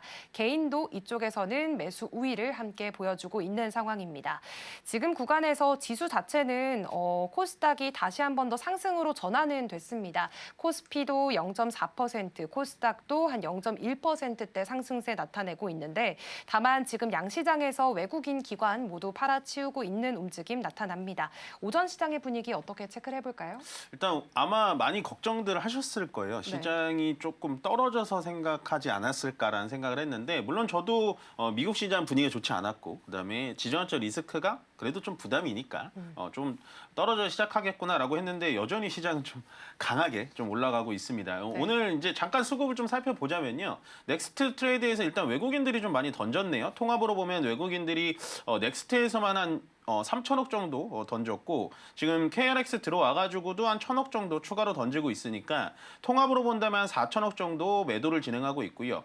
기관 쪽에서도 뭐 일단은 1,000억 정도 통합으로 보면 매도를 진행하고 있습니다. 개인들이 지금 5천억 정도 매수를 진행하고 있고요. 코스닥에서도 1,700억, 넥스트에서부터 일단 많은 물량이 좀 들어오고 있습니다. 결국에는 오늘 시장 오전부터 좀 밀릴 거라고 예상을 하고 개인 투자자님들이 일단은 또 돈의 힘으로 시장이 더 빠지는 걸 막고 있다라고 개념을 생각하시면 돼요. 그러니까 시장은 한 1% 빠져야 되는 건데 그거를 지금 돈의 힘, 물량으로 받치고 있다라고 보시면 될 것 같습니다. 결국에는 지정학적 리스크 때문에 오늘은 방산주들이 좀 좋은데요. 방산주들 중에서도 일단은 강한 친구를 좀 찾아야겠죠. 강한 친구를 찾자면 일단 하나시스템이 무엇보다도 가장 강합니다. 역시나 뭐 한국의 팔란티어라고까지 요즘에 좀 불리고 있는데 일단 하나 시스템이 12% 좀 올라가고 있고요. 그 뒤를 따르고 있는 건 하나 에어로스페이스, LIG 넥스원, 뭐 현대 로템, 뭐 이런 방산주들이 역시나 올라가고 있다라는 점 체크해 주시면 좋을 것 같고 코스닥에서도 마찬가지입니다. 일단 코스닥 150에서도 가장 많이 올라가고 있는 건 RFHIC라고요. 사실은 여러분들 통신 장비로 많이 알고 계시지만 방산 쪽의 통신 장비로 유명합니다. 그래서 일단은 RFHIC가 7%가량 올라가고 있다. 결국엔 오늘은 일단 방산주들 위주로 시장을 방어를 해주고 있고 그 외에 뭐 SL이라든지 LG 디스플레이 보시면 뭐 실적이 좀 좋게 나오다 보니까 실적 모멘텀으로 시장을 좀 받쳐주고 있다라고 설명을 드리고 싶습니다. 일단 시가총액 상위 종목을 또 보자면요. 삼성전자는 벌써 양봉으로 틀어내고 있죠. 거기다가 SK하이닉스는 뭐 약보합 정도 보여주고 있기 때문에 전체적으로 시장은 크게 흔들리지 않을 것 같다라고 우리가 예측한 대로 들어오고 있고 역시나 시장은 굉장히 강하게 좀 올라가고 있는데 늘 말씀드리지만 이렇게 변동성이 세고 오후에 어떻게 될지 모르는 특히나 오늘 금요일 같은 시장에는 역시나 최소한 9시 반까지는 시장을 좀 지켜보시는 게 좋고요. 거기에 따라서 제가 봤을 땐 10시까지는 좀 지켜보시는 게 좋다라고 좀 정리를 드리고 싶고 마지막으로 오전에 딱 개장하자마자 저는 증권주들이 어떻게 되는지가 가장 좀 궁금했는데 증권주들이 갭상승을 딱 올려주고 나서 어떤 종목들은 지금 마이너스로 좀 크게 빠지는 종목들이 많습니다. 그만큼 증권주가 나쁘다라는 건 아닙니다만 증권주에 대해서도 현재 변동성이 굉장히 세기 때문에 우리 개인 투자자들이 약간은 좀 대응하기 어려운 좀 테마로 변질되지 않았을까라는 생각을 아마 증권주들은 쉽사리 따라붙지 마시고 일단은 진정된 다음에 증권주를 공략해보자라고 정리 드리겠습니다. 네, 우선 현재 구간에서 지금 외국인과 기관, 메이저 주체들은 모두 팔고 있긴 하지만요. 지수 자체가 코스피가 한 0.6% 상승폭 더 확대해 나가면서 5,700포인트 선 돌파한 모습들 확인이 되고 있습니다. 현재는 5,714포인트 선에서 움직임 나타내고 있고요. 반면에 코스닥은 어제의 움직임 대비해서 조금은 아쉬운 모습 나타냅니다. 0.19% 하락을 하고 있지만 그래도 오후장까지 어떻게 전개될지 지켜보시면 좋겠습니다. 사실 증권주들의 움직임 위원님이 앞서 설명을 해주셨듯이 좀 변동성이 오늘은 좀 커진 모습들이 나타나고 있습니다. 그래도 사실 코스피가 이제 5,700의 시대 문을 좀 열게 되면서 앞으로는 더욱더 가파른 상승 속도를 보이지 않을까 예측하는 분들도 좀 많은데요. 현재 구간에서는 보유자들만 홀딩이 가능한 건지 아니면은 여전히 공략할 부분이 남아 있다고 보세요? 뭐 제가 이게 나와서 해지 그랬지를 잘 안 하는 편이긴 한데 네. 증권주는 사실 우리가 작년 11월부터 제가 좋아질 수밖에 없다. 왜냐면 우리는 3,000 이하 포인트, 코스피 2,000 포인트에서 살다가 이제는 5,000 포인트로 왔는데 이거만큼 좋은 종목들이 어딨냐. 아무거나 골라 잡으셔라. 대신 그중에서 대장주는 미래에셋과 한국금융지주니까 골라 잡으셔라까지 얘기했는데 네. 지금까지 안 사신 분들은 아마 안 사시겠죠. 근데 저는 지금 보는 이제 미래에셋과 한국금융지주는 조금은 비싸지지 않았나라는 생각을 합니다. 그래서 조금은 눌림목과 가격 조정은 좀 필요하다라고 좀 정밀하게 좀 말씀을 드리고 싶고, 그렇다고 해서 증권주들이 끝났냐? 그거는 아닌 것 같습니다. 왜냐하면 지금 증권주를 이제 우리가 바라봐야 되는 부분은 뭐냐면 지금 대형 증권사들은 신용을 못 내줍니다. 자금이 부족하기 때문에. 그런 뉴스도 보셨을 거예요. 근데 반면에 중소업체들, 좀 작은 업체들은 신용을 아직까지 내주고 있어요.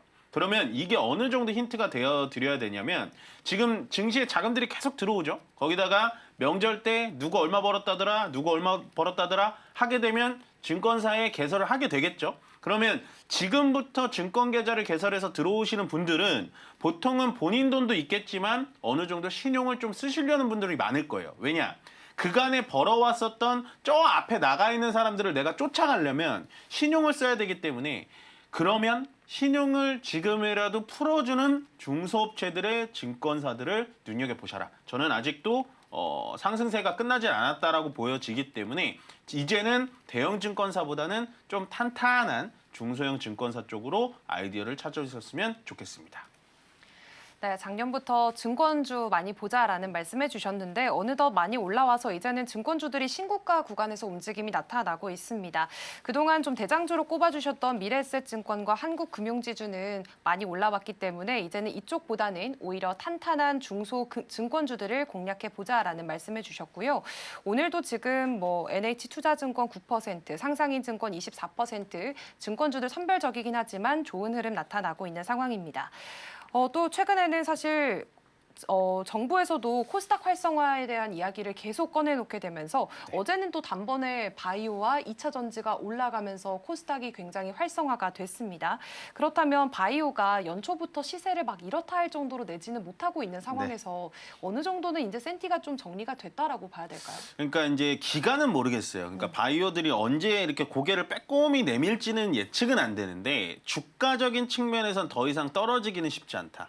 그걸 가장 많이 보여주는 게 알테오젠이랑 ABL 바이오예요. 네. 일단은 알테오젠은 머크한테 한 대 맞았고 ABL은 사노피한테 한 대 맞았잖아요. 이제 상처를 좀 치유하고 후시딘도 다 발라놓고 그다음에 밴드도 다 붙인 상태입니다. 다만 주가가 여기서 반등을 하게 된다, V자 반등을 하게 된다라는 모멘텀은 아직 나와 있지 않아요. 그게 필요하려면 추가적인 계약, 그러니까 플랫폼 계약이 좀 나와야겠죠. ABL 바이오건 알테오젠이건. 그래서 저는 항상 말씀드리지만 남들이 관심이 없을 때 모아가자라는 얘기가 항상 많이 말씀드리는 거예요. 지금은 또 이제 뭐 증권이 됐던 아니면 우주항공이 됐던 뭐 이런 쪽으로만 막 이렇게 생각을 하시는데 사실은 바이오를 안 본 지가 꽤 됐거든요. 우리가 바이오가 한창 핫할 때가 작년 8월, 9월 때입니다. 벌써 바이오를 안 본 지가 6개월이 다 됐어요. 물론 알테오젠과 ABL 바이오 큰형과 작은형이 큰 펀치를 좀 맞아놨기 때문에 전체적으로 투심이 좀 얼어붙어 있는 건 사실입니다만 제가 봤을 때는 늘 비교드리죠.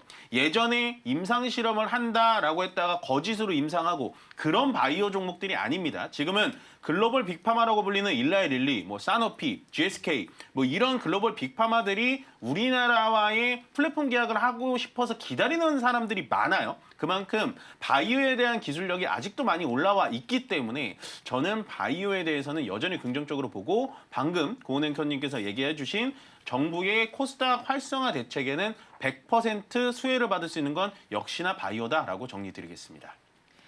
네, 최근 알테오젠과 ABL 바이오의 움직임을 보면 바이오가 그래도 어느 정도 주가상으로의 하락은 정리가 된 모습이고요. 바이오를 안 본 지도 꽤 됐기 때문에 이제는 바이오 주목도 높여가 보자라는 말씀해 주셨습니다. 그런데 사실 궁금한 게 삼천당 제약이 최근 들어서 퍼포먼스가 굉장히 좋아요. 오늘도 뭐 알테오젠이나 ABL 바이오 떨어지는데 삼천당 제약만 0.5% 빨간불 켜내고 있는데 이제는 뭐 차기 대장주로 좀 봐도 되는 겁니까? 뭐 일단은 이제 알테오젠이 코스피로 넘어가니까 그 이제 시가총액 1위를 누가 차지할 것이냐 이게 좀 중요하긴 하거든요. 근데 그 타이밍일 때 이제 ABL 바이오가 사노피 이슈가 있어서 좀 깨지다 보니까 삼천단 제약이 이제 치고 올라가는 거죠. 그래서 물론 뭐 제가 이제 각 기업의 뭐 이렇게 좋다 나쁘다라를 말씀드릴 수는 없지만 오히려 지금은 삼천단 제약은 어느 정도 너무 많이 올라와 있고 거기다가 또 어제도 또 특별한 이슈 없이 10% 넘게 올라갔잖아요. 그래서 오히려 저는 좀 한 대 얻어맞은 작은 형 ABL 바이오 쪽으로 여러분들 좀 관심을 돌리시는 게 훨씬 더 좋아 보인다라고 정리드리겠습니다. 네, 지금 구간에서 삼천당 제약은 0.94% 오름세 보여주고 있고요. ABL 바이오는 한 1.3% 정도 빠지고 있지만 오히려 ABL 바이오를 더 주목해보자라는 말씀해 주셨습니다. 마지막으로 이제 삼성 SDI 질문을 좀 해보도록 하겠습니다. 어제는 10조 원 규모의 삼성 디스플레이 지분 매각을 추진하겠다라는 이슈가 좀 붙었습니다. 이렇게 확보한 자금들을 뭐 ESS나 전고체 생산 라인에 더 투자를 하겠다는 건데 네. 이거 중장기적인 관점으로 봤을 때 굉장히 좋은 이슈라고 봐야 될까요?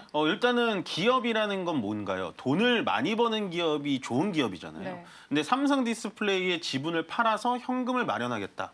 이만큼 착한 기업은 없는 거죠. 저는 어제 이제 공시가 시장이 끝날 때쯤에 나왔잖아요. 그걸 보고 역시나 SDI를 원픽으로 뽑길 잘했다. 네. 우리 시청자님들에게 많은 도움이 됐을 거다라고 하면서 오늘 뿌듯한 마음으로 좀 나오긴 했는데 일단은 삼성 디스플레이가 돈을 굉장히 잘 법니다, 여러분들.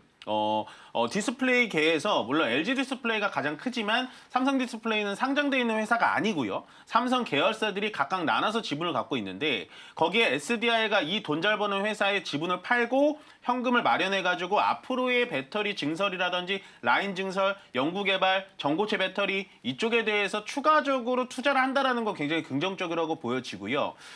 SDI가 이런 결정을 했다는 게 제가 왜 자꾸 박수를 쳐주고 싶냐면 일단 SDI라는 회사 자체가 돈을 버는 회사가 아닙니다. 계속해서 적자가 이어지고 있죠. 모든 배터리 회사가 다 그래요. 그렇지만 SDI가 이제 예전에는 돈을 못 벌고 돈이 필요할 때마다 항상 주주들한테 손을 벌렸습니다.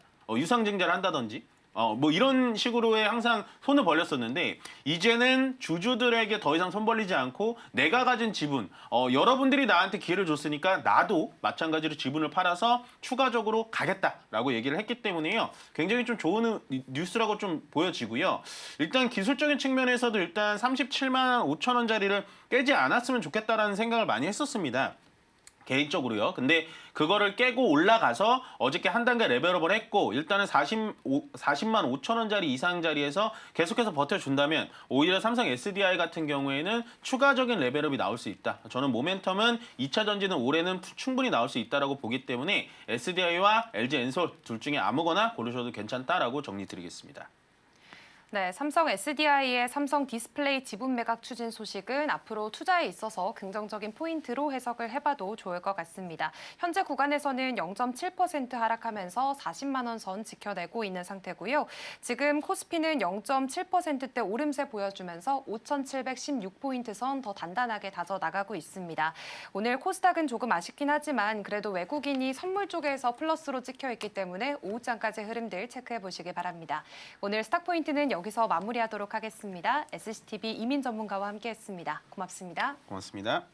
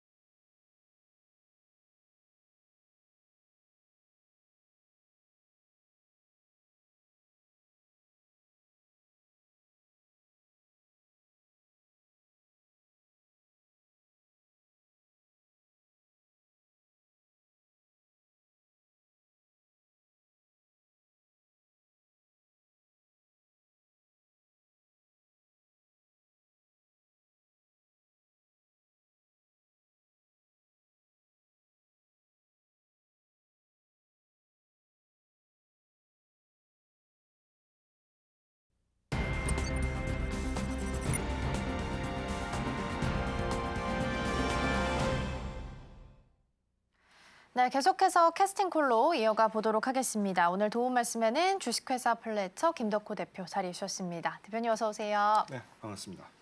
네, 연휴 끝나고 오늘 금요일장 맞이를 했습니다. 코스피가 지금 5,700선도 넘어서면서 5,706선 지나가고 있고요. 코스닥은 살짝 좀 내려와 있긴 합니다만 보합에서 계속 오르락내리락 합니다. 지금은 약보합 1,151선 지나가고 있고요. 외국인과 기관이 일단 현물 시장에서는 쌍끌이로 빼도 있는 모습, 선물에서는 좀 들어오는 모습들 확인이 되고 있습니다. 전반적인 개장 분위기 먼저 여쭤보겠습니다. 지금 금요일장인데도 불구하고 이 정도면 괜찮을까요? 그렇죠. 뭐 제가 지난주 명절 시작 전에도 제가 말씀드렸지만 그때 금요일 날 시장이 다 빠졌었거든요. 근데 제가 그날도 뭐 블랙 프라이가 될 것 같다. 맞아요. 뭐 오히려 명절 전에 이제 현금 유동성이 좀 확보가 되는 경우도 있지만은 오히려 이제 수요일, 목요일 날 특히 이제 화요일, 수요일 날 이미 매도가 된 물량들이 많기 때문에 금요일 날 선전 매매가 가능하다 했는데 아니나 다를까 이제 명절이 끝나자마자 이제 굉장히 뭐 코스피도 그렇고 코스닥도 그렇고 좀 반색이 나왔습니다. 오늘 이제 시장이 사실 뭐 상승 하락을 하는 거에 대해서는 뭐 여러 가지 해석은 있겠습니다만은 일단 뭐 외국인과 기관이 매도를 하는 것에 대해서는 뭐 전일 이제 미국 시장이 좀 흔들리는 여파들을 좀 주목을 할 수 있을 것 같고요. 근데 크게 우려할 사항은 아니라고 봐요. 왜냐하면 지금 미국 시장이 흔들리는 원인은 지정학적 리스크가 계속 이제 부각이 되면서 나타나는 현상이기 때문에 이거는 지난 이제 베네수엘라 침공 작전 때도 뭐 이슈가 나왔던 것이고 이번에 이제 이란 같은 경우도 사실은 뭐 벤스 부통령이 전면전까지 고려하겠다 얘기를 하고 있는데 전면전 하게 되면 결국은 미국 손해로 갑니다. 지금 이란에게 이런 군사적 행동을 지금 과시를 하는 이유는 뭐냐면요. 이란 겁주려고 하는 게 아니에요. 오히려 북한과 중국입니다. 지금 4월에 방중 모멘텀이 있잖아요. 네. 그러니까 중국에 방문을 하게 되면은 그 경로 따라서 아마 김정은 국무위원장하고 회담자들을 추가적으로 만날 가능성도 굉장히 크다라고 저는 보고 있습니다. 근데 최근에 지금 북한이 굉장히 잠잠하잖아요, 그죠? 뭐 보통 이렇게 군사 행동을 강행하게 되면은 뭐 미국이 굉장히 뭐 못된 짓 하더라면서 뭐 TV에서 막 홍보도 하는 게 북한인데 요즘 이상할 정도로 조용합니다. 그러니까 이런 모습을 보시면은 지금 지작전 리스크가 굉장히 지금 커지고 있고 전 세계적으로 국제 긴장도가 지금 높아지고 있기 때문에 여기에 이제 사실 시장 투자자들 같은 경우는 이거 좀 불안하다 이렇게 느끼시는 분들이 많을 것 같아요. 물론 이제 미국 시장에서 주목하셔야 될 거는 일단 개인 투자자들이 그래도 이제 약세 우위가 된 게 지금 3개월 만에 다시 약세 우위가 됐거든요. 그러니까 올해 지금 2월 20일인데 약세 우위가 지금 3개월 만에 돌아왔다. 자 이거 한 기간을 떠올려 보셔야 됩니다. 11월 중순까지만 하더라도 11월 작년 9월 그리고 작년 11월 이때가 어떤 이슈들이 있었냐면은 AI 거품론이 한 번씩 부각이 됐을 때였어요. 그러면서 빅테크 기업들이 뭔가 마진율이 안 나올 것 같다. 뭐 이런 얘기들이 나왔었고 또 오히려 뭐 12월 넘어가기 시작하면서부터는 이제 오라클과 같은 기업들의 투자를 했던 흔히 말하는 대출을 해줬던 뭐 사모펀드 그룹 같은 경우에는 채권 해소가 안 될 가능성이 크다. 뭐 이런 우려감 때문에 목소리가 높아졌었는데 오늘도 이제 그 해당 주체가 나왔습니다. 블루아울 캐피털이 이제 오라클에 대해서 투자를 할 때 채권 규모가 대비했을 때 지금 현재 회수가 안 되지 않고 있다. 뭐 이런 얘기들이 나왔을 때가 불과 이제 한두 달 전에 얘기였거든요. 근데 지금 또 오히려 AI 투자 자체에 대해서는 장기적으로 봤을 때는 문제가 없지만 단기적인 입장에서 봤을 때는 사실 이 돈이 아까운 거예요. 왜냐하면 설비 투자를 해서 먹을 수 있는 마진도 굉장히 많겠지만 지금 강세 시장이 여러 곳에 나오고 있거든요. 사실 미국 시장만 좀 빅테크 기업들 특히나 선두주자로 달리고 있는 뭐 아마존 웹 서비스, 아마존이라든가 아니면은 뭐 알파벳 이런 기업들이 좀 주가가 부진했던 것이지 오히려 파운드 쪽을 공략을 하고 있는 뭐 AMD, 마이크론 테크놀로지 그리고 인텔과 같은 기업들은 주가 계속 잘 가고 있죠. 그래서 오늘 이제 우리 시장도 뭐 이제 전강 후약의 모습을 좀 보일 가능성은 좀 다소 있겠습니다. 물론 이제 수급 영향 때문이라고 저는 판단을 하고 있지만은 뭐 크게 아직까지는 뭐 패닉셀을 하실 상황은 전혀 아니다라고 판단을 하고 있고요. 여전히 이제 코스닥 시장 같은 경우는 매력 평가가 높습니다. 지금까지는 이제 코스피 시장을 중점으로 해서 뭐 6,000피까지 뭐 얼마 남지 않았다라는 희망적인 메시지가 많이 나오고 있습니다만은 그만큼 이제 코스닥도 상대적으로 약세가 나오고 있는 거죠. 그래서 앞서서 이제 이민 전문가님께서도 뭐 이렇게 바이오주들을 좀 공략할 필요가 있다라고 하는 원인이 뭐냐면 보통 이렇게 시장이 흘릴 때 특히 흔들릴 때 중에서도 이제 반도체 섹터들이 조금 약세가 나왔을 때는 바이오주들이 좀 갑니다. 그래서 바이오주들이 투트랙 가기에는 굉장히 좀 매력적이라고 저는 좀 보고 있기 때문에 뭐 여전히 오늘 시장에서 좀 바이오주가 강세 강세가 나왔다고 해서 추격 매수를 굳이 하시기보다는 일단 좋은 종목들 미리 선점해 두셨다가 눈 찍어 두셨다가 오히려 반도체 강세가 나오면서 바이오가 좀 조정을 받을 때 이때 또 매수하시는 전략을 가신다면은 오히려 우리 박스피 내에서도 수익이 낮다는 전략들 아마 다 기억하실 겁니다. 그래서 우리는 투트랙 전략 여전히 유효하다 말씀을 간곡하게 드리겠습니다. 네. 일단 전반적인 분위기 먼저 여쭤봤고요. 코스닥 같은 경우에는 어제 한 4% 정도 올랐는데 오늘은 시총 상단에 있는 종목들 대다수가 좀 내립니다. 20위까지 봤을 때는 케어젠이랑 ISC 제외하고는 지금 현재 모두 다 내림세 시연을 하고 있기 때문에 오히려 바이오주 쪽에서 긍정적인 전략 말씀해 주셨으니까 종목들 잘 추려보셔도 좋겠습니다. 알테오젠은 다시 시총 2위로 내려오면서 한 2%대 하락세 현재 나타나고 있습니다. 자, 그럼 넘어가서 이번에는 주목해볼 만한 테마들 하나씩 살펴보도록 하겠습니다. 첫 번째 테마는 반도체로 준비를 했고요. 하드웨어랑 소프트웨어랑 나눠서 같이 좀 살펴보도록 하겠습니다. 일단 하드웨어 측면에서 보면 반도체 투톱이 오늘은 좀 내리고 있고요. 잠시 좀 쉬어갑니다. 삼성전자 어제 19만 원으로 종가를 형성을 했다가 지금은 18만 원 선으로 좀 내려와 있고요. SK하이닉스는 한 1% 정도 빠지는 모습 나타나고 있습니다. 아무래도 이제 반도체 투톱이 좀 쉬어가는 분위기가 나타나고 있다 보니까 소부장단에서도 강한 종목들을 보다는 조금 더 약한 종목들이 우세하게 포착이 되고 있는 것 같습니다. 전반적인 분위기 소프트웨어까지 함께 좀 챙겨보도록 하겠고요. 두 번째랑 세 번째 같이 열어볼게요. 방산이랑 에너지이고요. 사실 이제 앞서서 살짝 힌트를 좀 주셨지만 미국과 이란 사이에 전운이 펼쳐지게 되면서 랠리의 미국 시장에서도 살짝의 좀 제동이 걸렸습니다. 그래서 뭐 10일, 15일 정도 좀 기한을 주겠다라고 트럼프 대통령이 이야기를 한 상황인데 일각에서는 미리 선제적으로 뭐 주말 사이 공격이 나오지 않겠느냐라는 이야기도 있습니다. 그리고 유가가 70달러 선을 넘는 그 부분이 가장 중요하다라는 이야기도 어제 나왔는데 여기를 넘으면 투자자 입장에서는 전쟁에 대한 프라이싱이 좀 반영이 되면서 갈 수 있다라는 이야기가 나와서 여러 가지 측면에서 함께 이야기를 좀 나눠보도록 하겠고요. 추가적으로 오늘도 증권주가 좀 강하게 움직임이 나옵니다. 개장 초반에 증권이 가장 강했고요. 지금 SK증권 우선주는 현재도 상한가에 묶여 있습니다. 추가적으로 보험 쪽도 오늘은 강하게 오름세 시연하면서 하나손해보험 그리고 하나생명까지 강하게 움직임 나타나고 있는 상황입니다.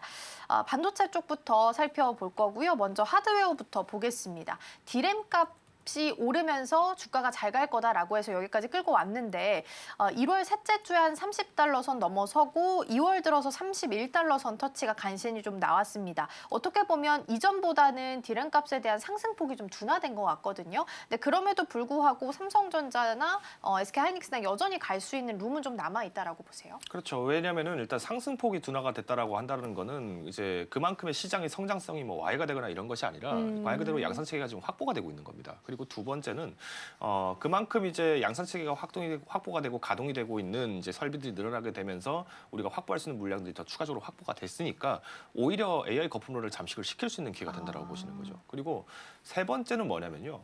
일단 지금 D램 가격이 지금 계속 이제 상승을 천정부지처럼 상승할 것 같다. 지금 좀 완화가 됐다. 그래서 뭐 이제 끝물이다 이렇게 말씀하시는 분들이 계실 것 같은데 저는 아직까지는 AI 투자에 대해서는 여전히 끝물이 아니라 이제 겨우 시작이라고 저는 보고 있습니다. 그 근거가 일단 엔비디아의 젠스랑 CEO가 지금 게이밍 그래픽 카드를 만들지 않겠다라고 얘기를 했거든요. 과거에 그러니까 30년 동안 게임용 그래픽 카드를 만들어서 그 돈 쌓아가지고 반도체 설비 투자해서 이제 베라루빈까지 지금 개발을 해왔던 기업이 게임용 칩을 안 만들게 올해는 새로 출시를 안 하겠다라고 얘기가 나왔어요. 그래서 지금 사실 뭐 게임사들이 신작 내는 것에서 좀 두려워하는 이유가 뭐냐면은 사양은 좋게 만들었어요. 근데 실제로 해외 게임사들은 최적화를 잘 못합니다. 그 말인즉슨 사양을 너무 좋게 만들어 버리니까 너희 컴퓨터 안 좋으면 이 게임 못 돌리는 거 당연한 거 이렇게 해버렸어요. 그러다 보니 어떤 문제라면은 매출 역풍을 받아버렸습니다. 안 팔리는 거예요. 우리나라 게임사 같은 경우에는 상대적으로 최적화가 굉장히 잘 돼 있거든요. 그래서 저사양으로 돌리더라도 게임을 굉장히 편안하게 즐길 수 있는 분위기를 굉장히 많이 만들다 보니까 우리나라 게임 시장이 계속 강세가 되고 있는 겁니다. 자, 그러면 여기서 이제 주목하실 거. 자, GPU를 안 만든다라는 게 아니에요. 게임용 GPU를 안 만든다는 게 아니라 신규 GPU의 개발비를 좀 더 축소 축소를 해서 오히려 AI용 GPU 투자를 좀 더 강화를 하겠다는 입장을 본다면은 여전히 안정적으로 디램 매출은 커질 수밖에 없다라는 거죠. 그래서 삼성전자가 뭐 어제도 이제 19만 원 돌파가 잠깐 나왔다가 오늘 좀 잠깐 파란불이 뜨긴 했습니다만은 큰 폭의 변화가 없어요. 그러니까 수급도 굉장히 계속 지속 들어오고 있잖아요, 그죠? 결국은 시장에서 요구를 하고 있는 것은 AI 시장이 가속화된다. 소프트웨어 부분에서는 투자 부담이 커질 수밖에 없어요. 그래서 지금 이제 미국의 S&P 500이라든지 아니면 나스닥 지수에서 지금 조정이 나왔을 때 거의 대부분 그 주가를 끌어내리고 있는 종목이 누구냐면은 작년 한 해 굉장히 움직임이 좋았었던 알파벳이라든가 아니면 아마존 이 기업들이 지금 주가가 조정이 나오고 있는 거예요. 그래서 오히려 오해를 하시면 안 되고요. 차라리 저는 마이크론 테크놀로지 그리고 인텔과 같은 기업들의 주가를 보신다라면은 여전히 지금 삼성전자, SK 하이닉스의 주가 메리트는 남아 있다라고 저는 보고 있습니다. 그래서 아까 말씀하신 것처럼 이제 뭐 디램 가격이 좀 상승폭이 둔화가 됐다 이렇게 말씀을 해주셨는데 네. 이건 당연한 이치인 것 같아요. 예를 한번 들어보죠. 우리 비트코인이 2008년 10월인가요? 이때 처음 출시됐을 때 한 개 가격이 0.1달러였어요. 자, 근데 0.2달러, 그러니까 0.1달러가 또 올랐다고 한번 가정해 보겠습니다. 그러면은 가격이 2배로 올랐죠. 근데 여기서 0.1달러 또 오르면은 3배가 오른 거죠. 자, 처음에 샀을 때는 그럴 수 있어요. 근데 실제로 0.1달러, 1달러짜리가 2달러 됐을 때는 뭐 수익률이 무려 뭐 가격이 100% 뛰었다. 2배가 됐다라고 하지만 2달러짜리가 3달러짜리가 되면은 50%더 붙었다 이렇게 해요. 점점 시간이 지날수록 이 가격에 대한 격차는 줄어들 수밖에 없습니다. 근데 오히려 이걸 더 희망하는 곳이 사실은 이 빅테크 기업들이에요. 왜냐면은 칩 수요는 천정부지로 늘어나고 있고 계속 요구가 되고 있는데 지금까지는 칩이 비쌌기 때문에 마진율이 안 남을 것이다라는 의견들이 굉장히 다수였단 말이에요. 그래서 오히려 지금 최근에 아마존이라든가 아니면 알파벳과 같은 기업들이 조정이 마무리 단계로 가고 있느냐 아니면 여기서 이제 S&P 500 지수 같은 경우에는 조금 더 하단을 10% 정도 밑으로 잡고 가야 되느냐가 지금 논란이 나오고 있는 겁니다. 그래서 잘 모르겠다. 나 지금 AI 투자는 하고 싶은데 그래도 뭘 살지 잘 모르겠다라고 하신다면 여전히 삼성전자, SK하이닉스가 저는 매력적이라고 보고 있고요. 특히나 삼성전자, SK하이닉스가 미끌린다라고 했을 때면은 아마 순환매도 쉽게 고대하기는 좀 어려울 것 같습니다. 그렇지만 여전히 이제 삼성전자, SK하이닉스가 그래도 현행 주가 대비해서 10% 가량의 조정이 크게 나오지 않는다라고 한다면은 순환매도 충분히 노려볼 수 있기 때문에 우리가 장비주 그리고 뭐 소부장까지도 충분히 순환매를 노려볼 수 있는 기회는 여전히 남아 있다는 점 한 번 더 강조드리겠습니다. 그러면 소부장 이야기가 나왔으니까 어제 삼성전기가 굉장히 강했었잖아요. 그래서 요거 하나만 보고 넘어가면 어떨까 싶습니다. 오늘 일단 흐름도 같이 좀 보셔야 되긴 하겠지만 삼성전기가 어제 거의 거래량 대량으로 붙으면서 강하게 양봉을 좀 보였습니다. 지금 무라타 쪽에서 생산 캐파량 대비해서 2배 정도 물량이 좀 들어오고 있어서 이거 맞추기 힘들기 때문에 가격 올릴 거다라는 게 어제 상승 내러티브였거든요. MLCC 가격 올라간다라고 봤을 때는 삼성전기에 대한 추가 상승도 여전히 좀 볼 수 있을지 궁금합니다. 일단 오늘은 외국인 쪽에서 매수 상단으로 확인이 좀 되고 있긴 하거든요. 사실 삼성전자는요 굉장히 위험한 종목이에요. 왜냐면은 저희 방송 때도 그렇고요, 다른 증권가도 그렇고요. 삼성전기는 리포트 나올 때만 잠깐 올라가고 안 올라간다는 그 고질적인 문제점이 있었어요. 무겁죠. 그러니까 왜냐면은 MLCC가 주목을 받기까지가 시간이 꽤 걸립니다. 그러니까 사실 MLCC가 주목을 받는다라고 해서 삼성전기를 사느니 그럼 뭐야? 어차피 MLCC 가격이 올라가면서 수익률이 좋고 반도체가 잘 간다. 그럼 삼성전자 사지 내가 이걸 왜 사냐? 이런 의견들이 굉장히 많았단 말이에요. 그래서 실제로 뭐 우리가 이제 작년 지난 한 해 그리고 정리드리겠습니다. 2025년도 상반기 전까지만 하더라도 증권사에서 삼성전기 괜찮습니다. MLCC 잘 될 겁니다. 리포트를 내도 사람들이 안 믿었어요. 이것도 기관들 먹튀하려고 하는 종목이다. 그러니까 이 고질적인 이 트라우마가 자극이 되면서 PTSD가 온 거예요, 투자자들도.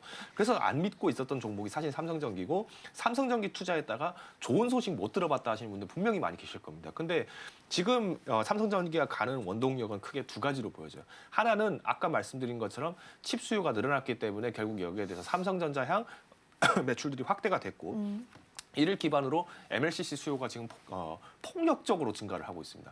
두 번째는 이제 엔비디아의 베라루빈에 또 이 MLCC가 또 납품 가능성이 굉장히 커졌다라는 얘기가 나오고 있는 거죠. 그러니까 맞아요. 지금 엔비디아, 그러니까 기사 보신 분들 아시겠습니다만은 글로벌 1위 그래픽 카드 기업에 MLCC를 납품을 한다 기사를 보셨을 거예요. 누군지 다 알잖아요. 눈 가리고 아웅인데 엔비디아에다 납품을 하는데 당연히 실적이 개선 가능성이 크겠죠. 그래서 저는 이 두 가지 원동력 덕분에 삼성전기가 지금도 잘 가고 있지만은 추가 여력은 아직 아직까지는 남아주셔야 된다고 볼 수 있습니다. 그래서 우리가 지금 상단을 함부로 잡기보다는 여전히 AI 강세 속에서의 수급 현황들을 보셨을 때는 충분히 매력적이라고 보고 있고요. 특히 삼성전기 뭐 보시면 아시겠습니다만은 신용 현황이 사실은 그렇게 지금처럼 이렇게 뭐 높게 올라갔다 또 빠지는 경우에는 보통 이제 주가가 좀 베팅을 좀 하시는 분들이 왔을 때 경우가 많이 나옵니다. 그래서 다른 종목들에 비했을 때 삼성전기와 삼성전자의 강점은 뭐냐면요. 개인 투자자들이 신용 투자를 잘 하지 않는 종목이에요. 신용융자 끌어가지고 하지 않더라도 그냥 어떻게 보면은 우리 흔히 말하는 인덱스 지표처럼 투자를 하는 경우가 굉장히 많은데 그래서 오히려 이제 기관과 외인 수급이 따라붙었을 경우에는 굉장히 매력적으로 오는 종목이 바로 이 두 종목이라는 점에서 보셨을 때는 일단 상단 40만 원까지는 더 열어두셔도 나쁘지 않겠다라고 보고 있습니다. 물론 그렇다고 해서 오늘 시장에 바로 덥석 잡으십시오 이런 의미보다는 여전히 이제 반도체 섹터가 굉장히 많이 있고 또 그동안 상대적으로 덜 부각됐던 삼성전기가 좀 가파르게 올라온 감은 있기 때문에 매수 금액을 매수 비중을 굉장히 높게 잡으시기보다는 여전히 분할 매수 관점으로 매집 관점으로 가셔야지 좀 더 유리할 수 있다는 점은 한 번 더 강조드리겠습니다. 네, 어제 강하게 좀 실렸었는데 오늘도 벌써 거래량 지금 어제의 한 4분의 1 정도 좀 차지를 하면서 오름세를 시현합니다. 4% 정도 오늘 올라오고 있고요. 외국인과 기관이 어제 같이 좀 들어왔는데 오늘도 외국인 쪽에서는 일단 가수급이긴 합니다만 매수 상단 리스트에서 포착이 돼서 한 가지 좀 체크해 봤습니다. 자, 그럼 방산이랑 에너지 쪽으로 넘어가서 이야기를 좀 나눠 보도록 하겠습니다. 일단 미국과 이란 전후 속에서 랠리는 미 증시가 살짝 좀 제동이 걸린 상태이고 오늘 우리 증시는 크게 영향을 좀 받고 있는 것 같지는 않습니다. 조선이 오랜만에 좀 고개를 들기 시작을 했는데 방산 또한 같이 좀 바닥을 잡고 올라와 줄 수 있을지 어떻게 보고 계실까요? 자, 지난주에 제가 하나오션 추천드렸죠. 네, 하나오션이 근데 지난주 바로 일주일 만에 지금 이렇게 좀 급등을 하게 됐는데 뭐 이런 걸 보시면은 우리가 그동안 사실 잘 된다는 섹터들은 다 머릿속에 있어요. 근데 그쵸. 이거를 싸게 사는 법을 좀 기억을 하려고 하다 보니까 지금 가는 시장을 쫓아가서 내가 사느냐 아니면은 소외된 섹터를 잡느냐에 대해서 고민이 되기 때문에 이런 문제가 나오는 네. 거거든요. 제가 일례로 JP 모건 헬스케어 컨퍼런스 끝나고 나서 바이오주들 급락했을 때 이때 무조건 잡아야 된다라고 얘기를 많이 들었습니다. 근데 실제로 그때 한미약품 잡으셨던 분들이 다 수익 다 나셨잖아요. 그러니까 이런 걸 보면은 결국은 시장이 주목받는 곳의 시장은 단기적으로 과열이 좀 더 조장이 되는 것도 있습니다. 그래서 제가 아까 얘기 드린 게 삼성전자나 삼성전기가 지금은 주가가 단기적으로 봤을 때 조금 과잉 추세로 갔기 때문에 우리가 급한 마음에 비중을 뭐 20%, 30% 이렇게 덜컥 잡아버리면 그때가 옥탑방을 갇히는 순간이 있거든요. 그러니까 이런 문제들을 막기 위해서는 우리가 자산을 어느 정도 섹터도 분산을 해놔야 되고 뭐 주식뿐만 아니라 펀드라든가 아니면 현금, 뭐 금, 혹은 뭐 채권까지도 이렇게 분산을 해야 된다라고 강조를 많이 드리는 거예요. 자, 그럼 그런 의미에서 우리가 이제 방산주를 보면요. 사실 방산주도 뭐 현대로템이라든가 아니면 뭐 넥스원 굉장히 많이 조정이 좀 나왔습니다. 그러니까 올해 1월 초순까지는 좀 주가 움직임이 좋다가 좀 조정이 나왔는데 사실 지금 이란 전쟁 관련해서 이슈가 지금 나오고 있잖아요. 그리고 벤스 부통령이 뭐 전면전까지 확대를 하겠다 이런 얘기가 나왔는데 아까 제가 힌트를 드리긴 했습니다만은 미국이 전면전을 하게 되면은 중동 내에서의 외교적 입지를 완전히 잃게 됩니다. 그래서 지금 미국이 하고자 하는 포지션은 뭐냐면요.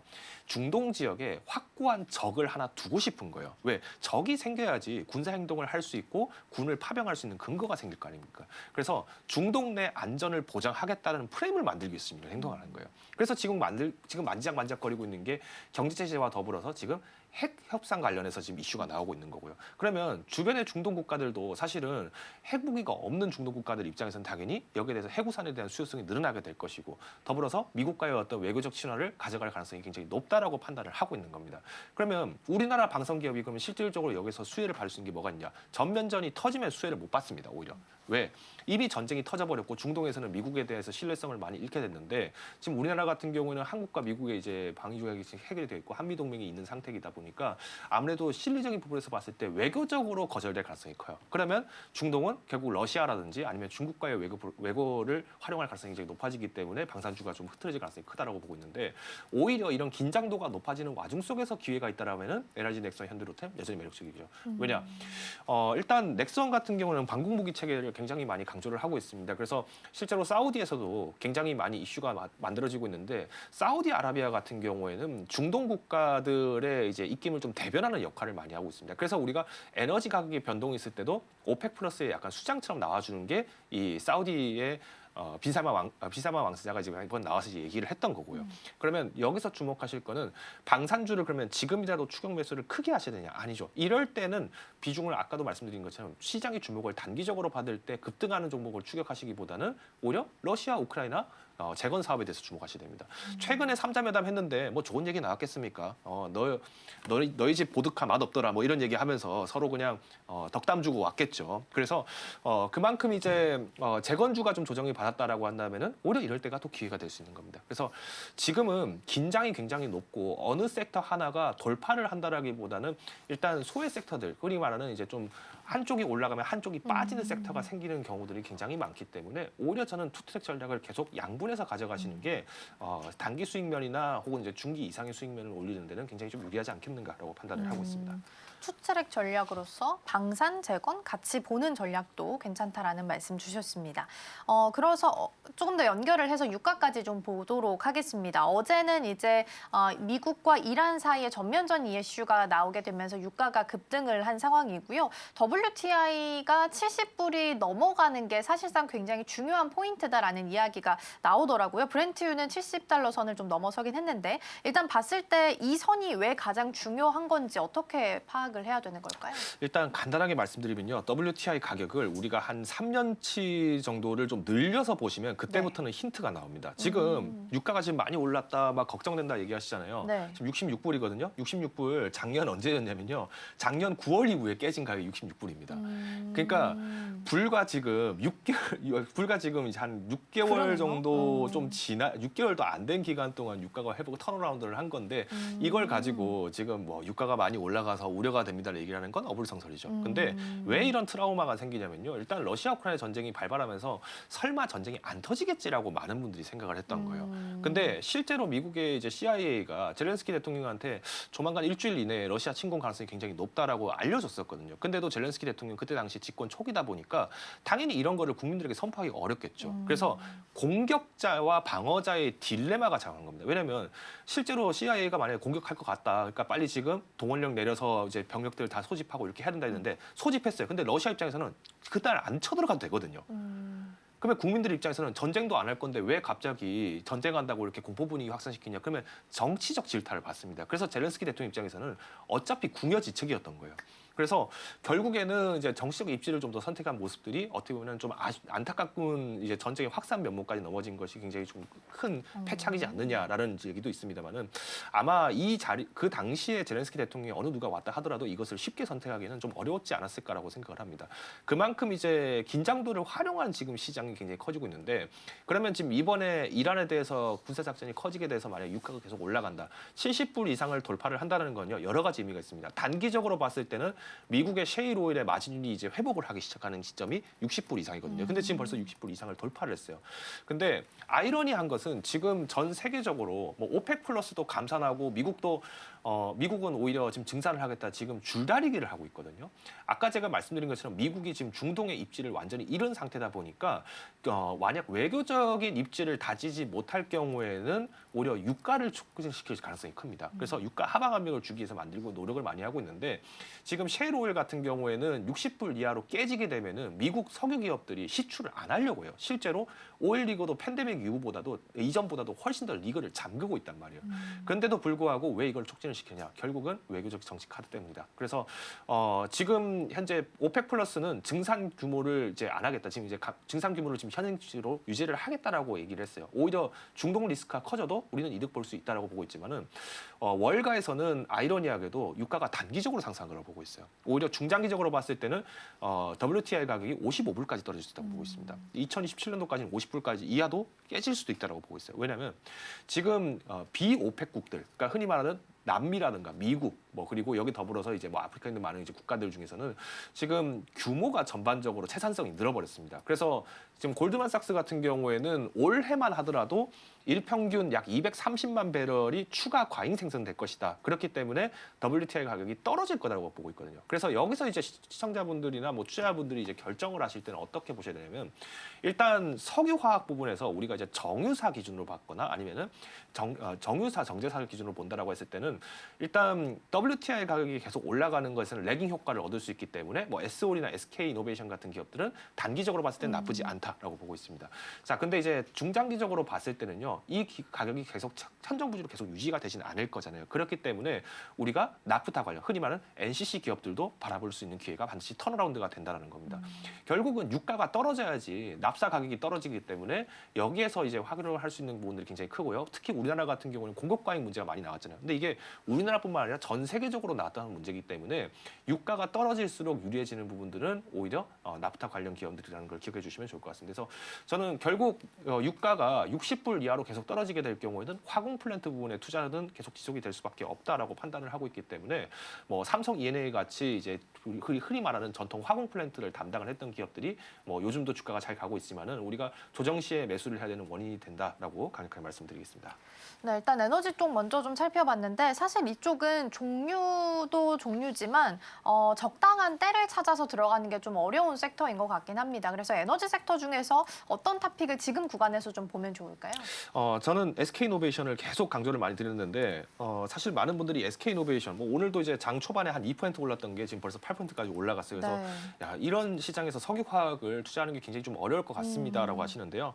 일단 맞아요. SK이노베이션은 실적으로 얘기하면 됩니다. 사실 양의 탈을 쓴 늑대라고 제가 계속 강조 많이 드렸잖아요. 그러니까 11만 2천 원대부터 해서는 계속 매수를 해야 된다고 하는 이유가 뭐냐면 SK이노베이션의 실제 실적은 배터리가 아니에요. 배터리는 매출 규모를 유지를 하면서 영업 적자를 회복을 하는 거고 영업 손실을 폭을 조리기만 하더라도 지금은 버틸 수가 있어요. 왜? 결국은 우리 현대차가 아틀라스 로봇 만들어서 다 구동을 했는데 뭐 아틀라스가 뭐 탯줄처럼 전기선 콘센트 꽂고 돌아다니지가 않잖아요. 다 배터리로 들어간단 말이에요.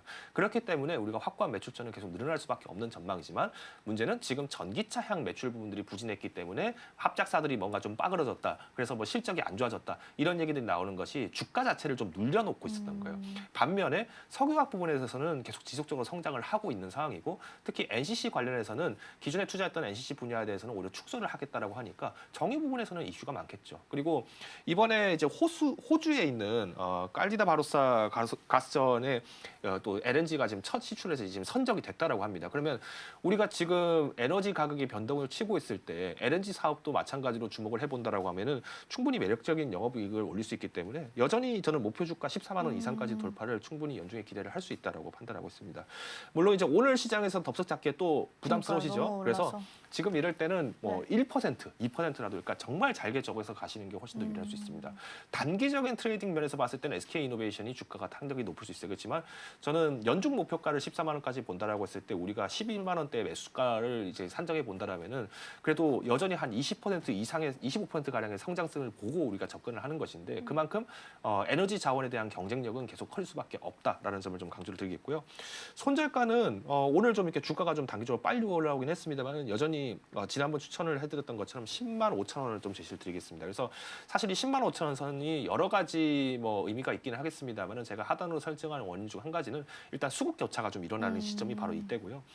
특히나 이제 10만 5천 원까지 현행 주가 대비해서는 약 이제 주가가 한 17% 정도 빠지게 되는 경우인데 이 정도 조정이 나오는 경우는 보통 에너지뿐만이 아니라 경기 침체 우려 이 목소리가 나왔을 때 유가 조정의 폭이 굉장히 커집니다. 그래서 아직까지는 경기 회복 국면에 좀 더 기대를 놓고 보셨을 때 이제 장기 전략으로 보셨을 때는 SK이노베이션의 어떤 배터리 사업들 그리고 석유화학 부분에서의 마진율 개선은 유효하다라고 판단하고 있습니다.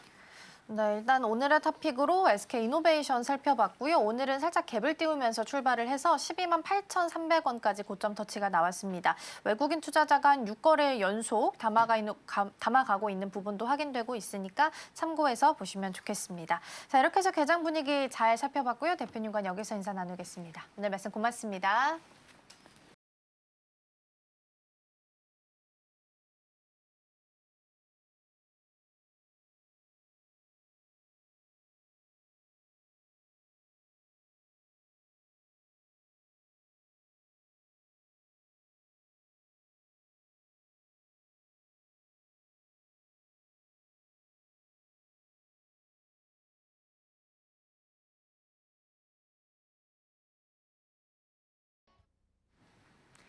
네, 이 시각 시황센터입니다. 어제 우리 장은 마치 연휴를 마치고 기다렸다는 듯 불을 뿜는 장을 보여줬습니다. 코스피 같은 경우에는 사상 처음으로 5,600선을 넘게 됐고요. 코스닥 같은 경우에는 올해 들어 두 번째 매수 사이드카가 발동되기도 했습니다.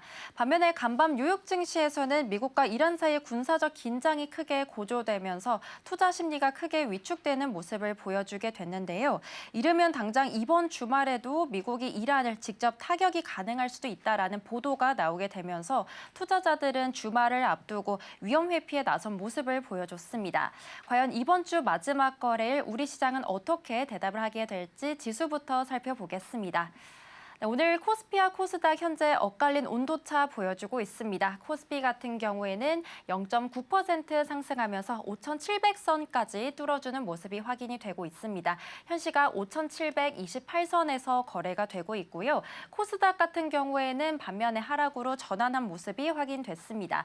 현 시각 0.69% 하락하면서 1,152선 지나가고 있는 모습이 확인되고 있습니다. 다음으로 수급시장 넘어가서 확인해 보겠습니다. 네, 우선 오늘 코스피 시장에서는 현재 개인과 기관이 담아내고 있는 모습이 확인되고 있습니다. 개인이 1,300억 원가량 그리고 기관은 2,000억 원가량 물량 담아내고 있고요. 오늘은 코스피 시장에서 외국인이 차익 실현에 나서고 있습니다. 3,000억 원가량 매도 우위 보이고 있습니다. 다음으로 코스닥 시장도 분위기 확인해 보겠습니다. 네, 코스닥 시장에서는 메이저 주체들의 동반 매도세가 오늘 코스닥 지수에 하방 압력을 가해주고 있는 모습이 확인되고 있습니다. 외국인은 1,600억 원가량, 그리고 기관도 소폭이지만 200억 원가량 매도 우위 보이고 있고요. 코스닥 시장에서는 개인만이 현재 1,900억 원가량 물량 담아내고 있는 모습 확인되고 있습니다. 다음으로 코스피 시가총액 상위 종목 움직임 확인해 보겠습니다. 네, 우선 뉴욕 증시에서도 그렇고 AI를 둘러싼 공포 심리가 다소 누그러지자 이번에는 전쟁 리스크와 그리고 글로벌 금융 불안이 시장을 다시 한번 좀 불안하게 만들고 있는 모습이 확인되고 있습니다. 우선 코스피 전체적으로 봤을 때는 혼조 양상을 보여주고 있습니다. 어제 지수 상승을 강하게 이끌어줬던 반도체 투탑은 오늘은 파란불로 돌아서는 모습이 확인되고 있습니다. 어제 19만 전자를 달성했던 삼성전자가요, 현재 0.26% 하락하면서 18만 9,500원에 거래가 되고 있고요. SK하이닉스도 낙폭이 조금 더 커진 모습입니다. 현 시각 0.78% 하락하면서 88만 7천원에 거래되고 있는 모습 확인되고 있습니다. 우선 두산 에너빌리티가 오늘 7%대 굉장히 강한 빨간불 켜내고 있는데요. 최근에 나왔던 계약 소식으로는 체코 현지 자회사인 두산 스코다 파워와 3,200억 원대 계약을 체결했다라는 소식도 있었고요. 또 어제 일본이 대미투자 1호 프로젝트를 전격 공개하면서 시장의 시선이 다음 시장인 한국으로 좀 쏠리게 되면서 자연스럽게 원전 쪽으로 다시 한번 좀 기대감이 쏠리는 모습들이 확인이 되고 있습니다. 두산 에너빌리티가 10만 5,950원 선에서 거래되고 있는 모습 확인이 되고 있고요. 오늘은 조선과 방산 쪽이 굉장히 강합니다. 앞서 말씀드린 것처럼 미국과 이란 간의 군사적 긴장감이 고조되면서 방산 쪽인 한화 에어로스페이스가 현재 8.7% 굉장히 강한 빨간불 켜내고 있는데요. 현 시각 124만 9천원에 거래가 되고 있습니다. 네, 이어서 조선 쪽도 오늘 굉장히 어제 이어서 좋은 흐름 보여주고 있습니다. 미국이 트럼프 조선업 재건 청사진을 내걸면서 강세를 보여주고 있습니다. HD현대중공업도 현재 2%대 빨간불 켜내고 있습니다. 지금까지 시황센터에서 전해드렸습니다. 네, 코스피가 다시 한번 5,700선에 대한 돌파 후 안착의 시도를 나서고 있는 상황입니다.